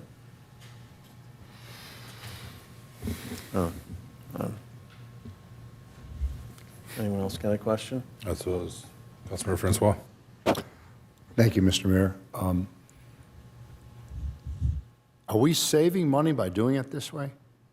I didn't see anything in the staff report that compared, the fiscal impact. The inherent challenge with RCC is how opaque their model is it's hard to have a cost basis for what we're currently doing now. The issue, though, with having a pool of contractors is we would essentially do informal bids right now. So if tomorrow this contract is approved, the chief and Joe's team has a upfitting need, we could go out and say, hey, to these 3 vendors on our bench, give us a quote, and we would take the cheapest one. So what is that going to look like saving-wise? It's tough to tell right now. So in the past, we had to order it ahead of time. We'd have to reach out to RCC, who was the sole provider of upfitting services, make a request, and wait in line behind whatever queue was there. The chief can speak to how long those delays have been, but they've been quite significant where we'll order vehicles and have a long lag time before those vehicles are in service. Yeah, so if I understand the question, you're talking about just the time. So about 2 years ago, there was a national shortage of vehicles. There was a lot of vehicles that were delayed just in receiving the actual vehicle. And about 1.5 years, 2 years ago, we had 4 vehicles that quite literally sat in our parking lot for about 6 months, I want to say, before we could even get those to RCC to be outfitted. And that's the backlog that we've experienced. So some of the other questions regarding the contract with RCC, as Director Walker indicated, when we get a vehicle, we have to determine what equipment we need in it for operations, And then RCC will provide us, a cost for parts, and some of that includes some labor for just that vehicle. But then built into the ongoing year-over-year contract is also what they call the Technical Services Bureau. So that's something that, as Mr. Walker said, we're going to go back and look at our contract with RCC and see if that's something that we can reclaim that cost or offset that cost. So parts and labor just for each vehicle is invoiced separately, but there's still the ongoing maintenance. It's part of the regular annual assessment that we receive from RCC. Councilmember Francois, I don't know if I answered your question exactly, so happy to follow up. Thank you very much. Yeah. Councilmember Jackson? Thank you for the briefing. If we don't do this now and we did it a year from now, does that make a difference? What's the impetus to do this now? Because I think based on our previous discussions about vehicle purchase, I think it was pretty clear from council that it's going to be a heavy lift, unless we've got vehicles that are unsafe or inoperable. I mean, we've got to look at significant cost savings. And I think when we didn't approve the last purchase, that was clear. So we're talking about upgrading or outfitting vehicles that we don't have, conceivably could have. If we don't do this now and wait until if and when we purchase new vehicles, what does that do, I guess? What's the impetus? What's the impetus of doing this now when we have no plans as of this moment to purchase any new vehicles? I don't know if we have any. I think we have 2 vehicles currently in queue waiting for upfitting. So we would have to get those upfitted anyway. So if council decides to delay or postpone this item, we would do essentially an informal procurement for each of those bids individually. Again, all this is doing is giving us a contract authority. And what are those 2 vehicles now? We just received 2 Chevy Tahoe police vehicles that are sitting on our back lot right now, and they have no light, siren, or other equipment. Those need to be outfitted to get our fleet up to the operational needs of our current staff. Okay. And we also, in the next fiscal year, we have some other, and this was just discussed at the last meeting, or 2 meetings ago, we have some other admin vehicles, and those would also need outfitting. That's if we approve, need. Yeah, admin vehicles, as we discussed, that was so how long have these vehicles been sitting now? The 2 vehicles we have now, we just received in the last several weeks. But the last round of vehicles that we received, they sat on our lot for approximately 6 months because we could not get them through the outfitting at RCC. So we're trying to get ahead. If we have these 2 vehicles sitting for 6 months, it's going to significantly impact our operations. So were we unaware of this opportunity when we had those vehicles sitting for 6 months? Why did we let them sit and wait for RCC if there are other companies that could have done this? It was because of that experience that with Director San Clemente went out and explored what are our other options, because having only one company that can do this for us, and we're one of 6 agencies that this company is exclusively billing cars for. We have no other options. That's because of that experience is when we started looking around. What else can we do to accelerate this process? Okay, thank you. We're a member of the RCC, but we're not a voting member. We're just a tenant there, correct? Sorry. We are a contract agency. We are not a member agency, and we go to their board meetings, but we don't have a formal vote. They're kind enough to let us speak up when we need to, but no, we're not member agencies. And what do they think of their performance?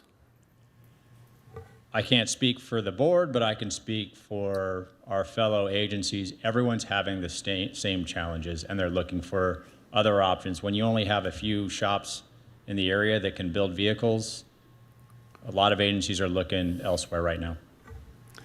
Well, if we approve this, we've got to get a longer-term solution for this. This is not, this contract's for a lot of money and for a long time, and we need to get a better solution than this contract. We need to reassess.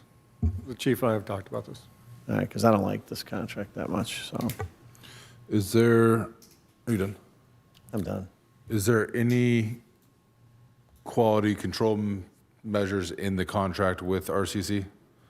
I mean, could Regarding we vehicle band together builds? with the other 6 agencies, essentially show them these quotes and say, RCC, you need to contract with these because 6 months is unacceptable?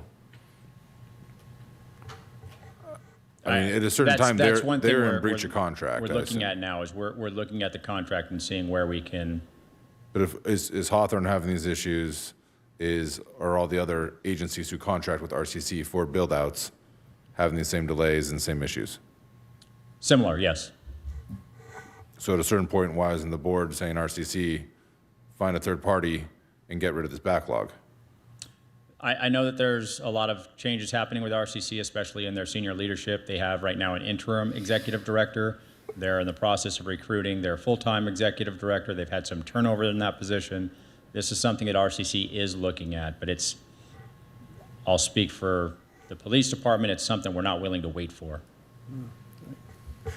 Councilmember Seaman.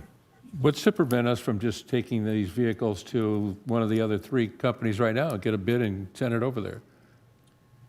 The process, it's the bidding process is when we have to outfit a vehicle, and to do it one-off each and every time, it requires us to go and get a bid to say, here's the vehicle, this is the specs we need for building it out, and to start that entire process. So this gives the city the option of, we have a contract, it's established, we can just bring this week, or not this week, for this vehicle, we're gonna go with vendor A, and for the next vehicle, we're going to go with vendor B because vendor A tells me that there's going to be a 2-month delay.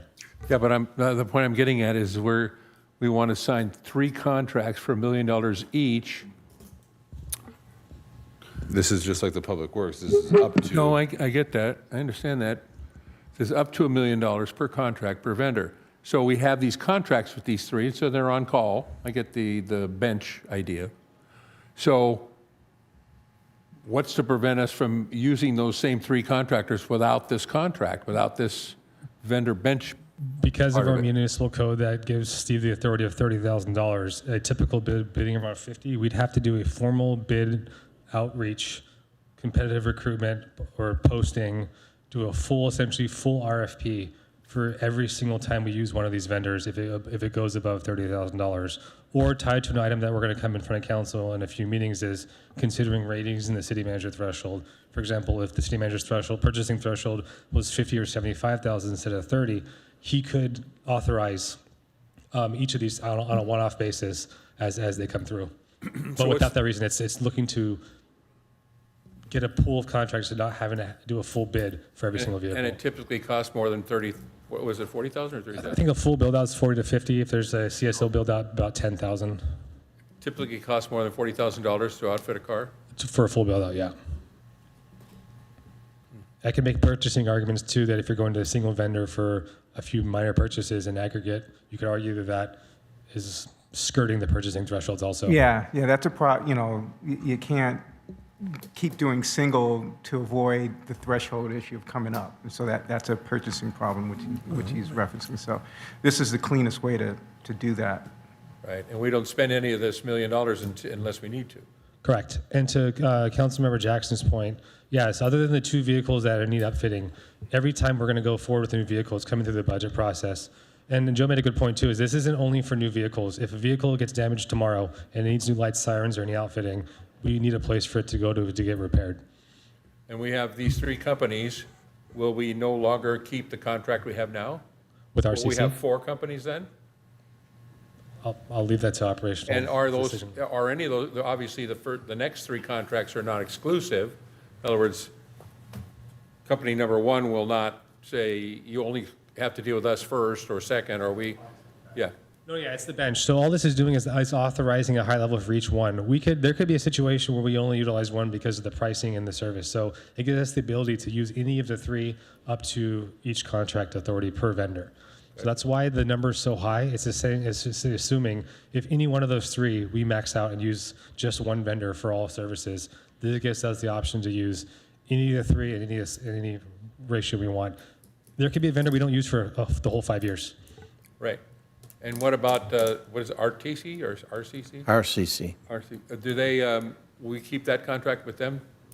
So we have to have that contract because that's the biggest part of that contract is dispatch services. They are our dispatch center.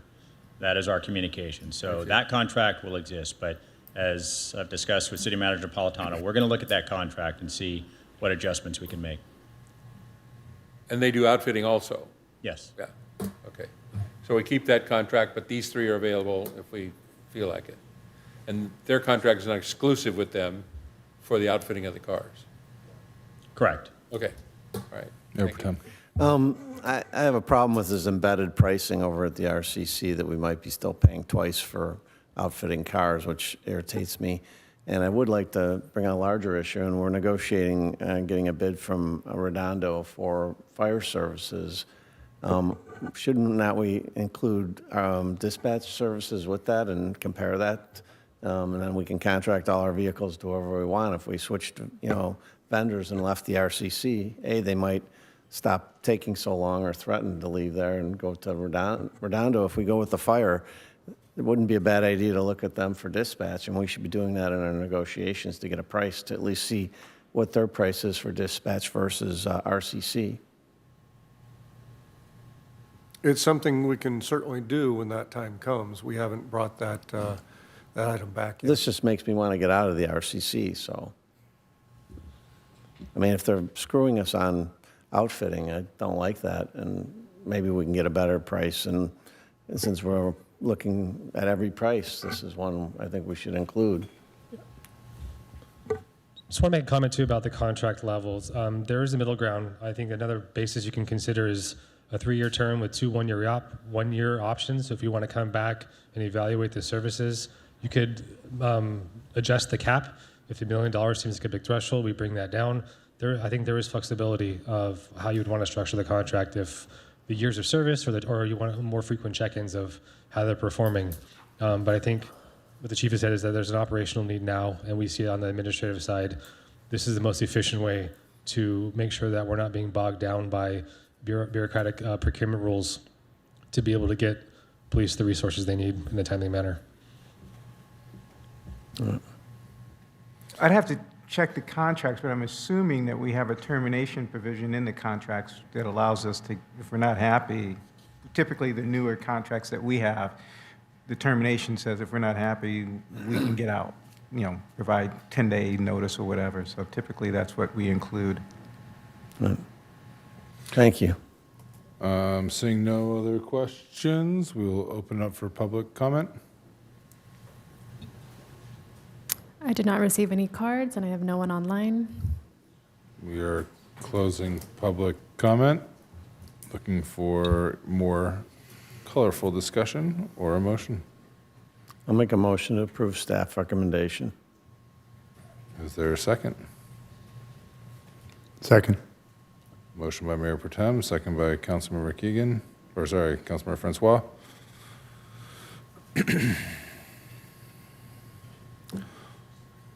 My issue with this is that we're already paying for the services.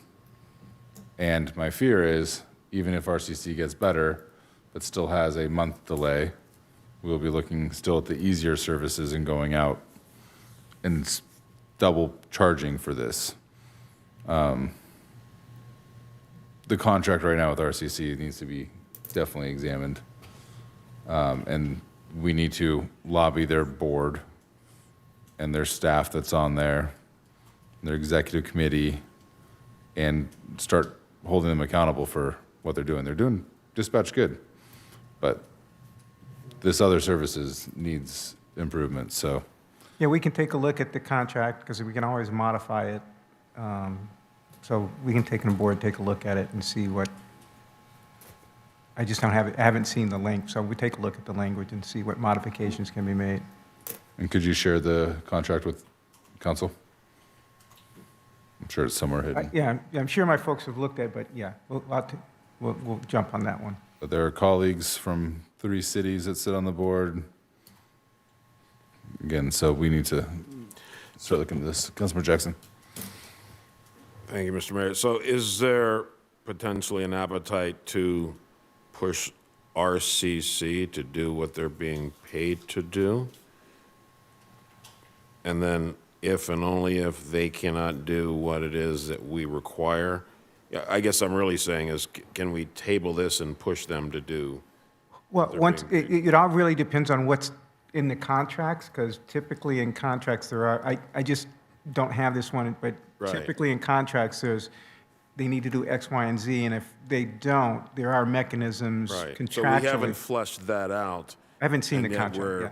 approving this, where I think we should look at what they are currently supposed to be doing per the contract, and then if and when or they say they can't do what it is that we need, then we look to this bench. I mean, there are other cities that are being impacted, and the full weight of the collective, I think, could bear fruit for us. I mean, I agree with Mayor Pro Tem. I don't like this contract. It doesn't sit with me. Right. Particularly as the mayor said, we are paying already RCC. Perhaps Maybe we it's can my do- confusion because I don't understand. Perhaps at the administrative level, we can get council authorization to have this essentially as leverage also with RCC, and perhaps we hold off on any operational utilization of these contracts until we get resolution from RCC, where we have those 2 cars in queue. We wait until we get more clarity of RCCs or our leverage when it comes to making them comply. Just a Or send them consideration. the bill for the outfit. I mean, We'll follow up on that. I mean, for tonight, you could approve, doesn't mean we're going to use these contracts at all. In fact, if you tell us, don't do it until we review the RCC And contract. exhaust all other Right. means, and it costs us nothing. Right, Just to because be clear. otherwise, the issue right now is what it's costing us is time, right? Right, we So got it. getting it done. But if there's an issue with RCC and there's nothing in the contract provision that says, they have to perform in a certain amount of time, then that's where the 6-month issue has come in to play, and that's what staff is trying to address through these contracts. We can bring these issues back and see where we can go with that RCC contract before we spend any money on Okay, this. that makes sense, and the leverage piece that you addressed, I think, would be helpful as well. Yeah. That was Joe's idea. I stole it from him. Like I said, Thank you, Joe. Steal the reimbursement, absolutely. I mean, Yeah, no, they should be. Heck yeah. I mean, we are, the old way of, I mean, typically, a year ago, we probably would have just approved this and not blinked.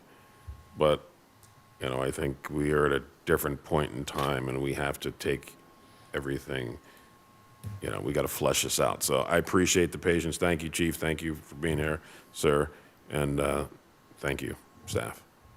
And yes, I would support the motion with the provisions that we discussed. Thank you. looking at their council agenda from their finance manager, they're doing just fine on revenue and expenses. They can invest in some outfitting. There's been a lot of churn in the leadership. I think that's been an issue. So, perfect. Any other comments? All those in favor say aye. Aye. Aye. Aye. Reluctantly. Any opposed?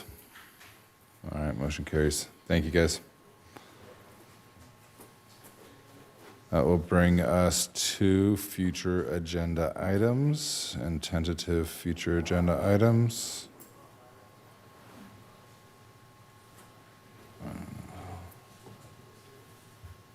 It depends how many future agenda items you have, Ray. I've got a question, Mr. Mayor. Yep. Thank you. On May 12 meeting, we have scheduled taking a position on Assembly Bill 1942, supporting that bill, for Class 2 and 3 electric bicycle registration. Did you get, and are you going to include the update from Cal Cities that supports that bill to include Class 1, 2, and 3? In the staff report from that? We can look at that, yes. Okay. Thank you. Are you talking about AB 1942, right? Yeah, that, The bill itself is only Class 2 and 3. right, but Cal Cities is supporting amending it with Class 1, 2, and 3. So I wanted to make sure he got that report in case we want to gauge our endorsement of that bill based on Cal Cities' recommendation, because I'm on the committee for Cal Cities that, Appreciate that. I'm on the committee for COG, and it's supporting it as is. Which I think that's the we'll have letter a I asked for. colorful weeks ago. debate. So, right, but that was brought back, and there, some of your colleagues did not have full awareness of that, so that's why we're bringing it back. So I guess the question is, do we have council direction to include the Cal Cities or the COG position? Or do you want those both as options? Well, I only asked for the one, which is what I would like to see happen, so. well, I would think getting the most information is the best. I'm pretty sure interest of all of us. staff, I'm sure, will have a very Yeah. thorough report. we I can just wanted to decide make then. sure that was included so that you didn't have to just base it on what we're saying, that we have some details So on do you want to what make their this a future recommendation- agenda item, or no? No, I just think that, it's fine the way it is, as long as staff has those backup information on who's supporting the bill and who's supporting it. Any other future agenda items? I also, go ahead. No, Mayor Pro go Tem. go ahead, Dean, finish. I wanted to bring up a possible future agenda item, because it was brought up tonight during the budget session on the fee schedules, on taking a deeper look at the sidewalk vending permits and where they are located, and how much the fees are and how it's being administered, especially considering the fact that the sidewalk permits are being issued on the plaza where we have expensive dining people. So I just wanted to add that as a So just- future agenda item. Just a review of the sidewalk vending? Is that what it was? Just a review of sidewalk? Vending. Review of sidewalk vending. Any other support?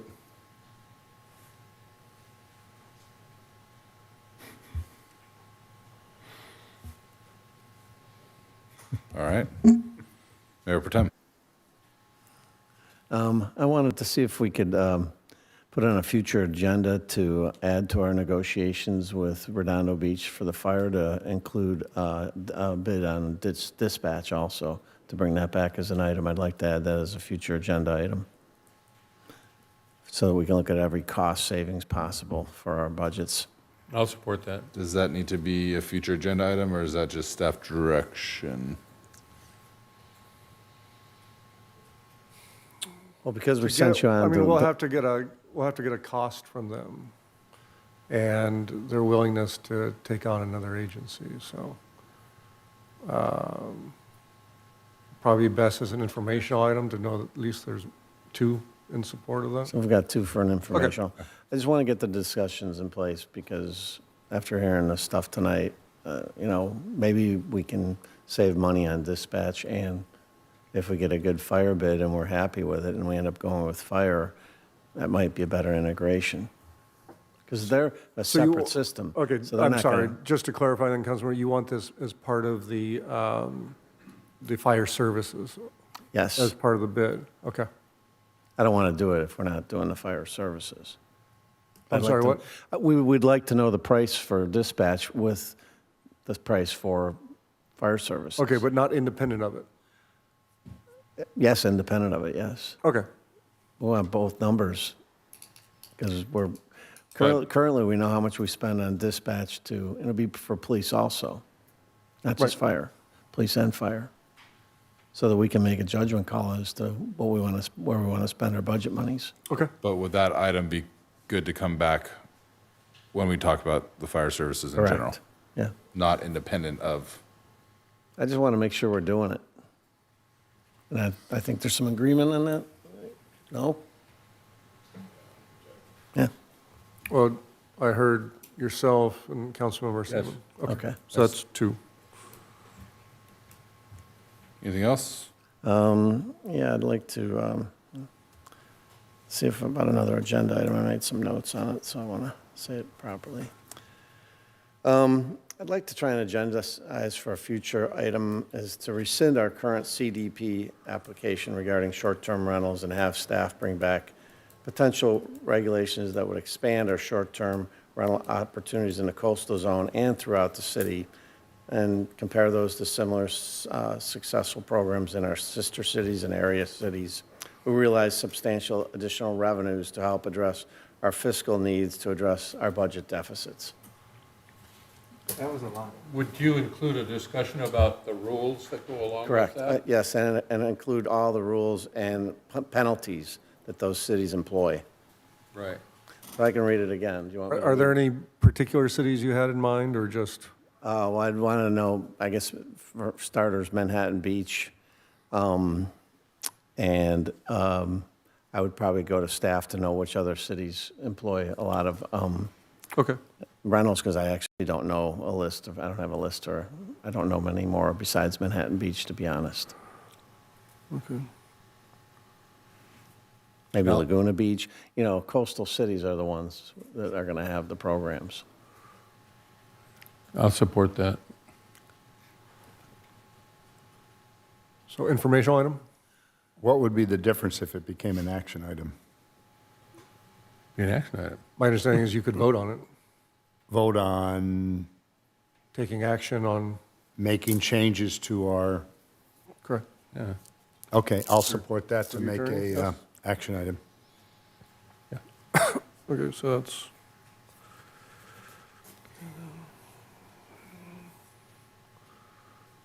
Okay.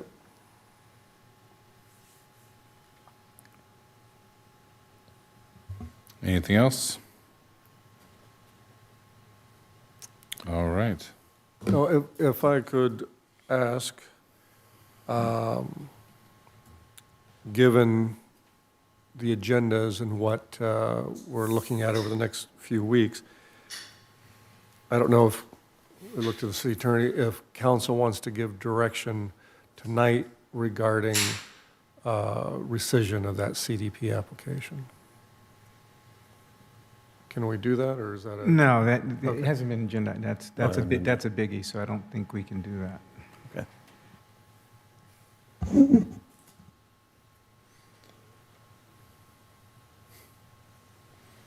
All right, seeing no more tentative future agenda items. I think Councilmember Jackson, did you have? It's time to go home. City manager report? None? None tonight, Your Honor. No action on the info items. This meeting is adjourned Before 10 o'clock. 9:55. Our next meeting will be May 12th. Let me pull it up real quick. No, good work. For closed session at 5 p.m. and open session at 6 p.m. Thank you and have a good night.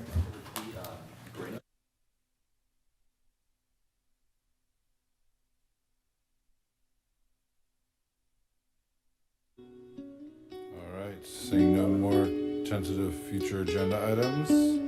I think Councilmember Jackson, did you have? Time to go home. City manager report? None? None tonight, Your Honor. No action on the info items.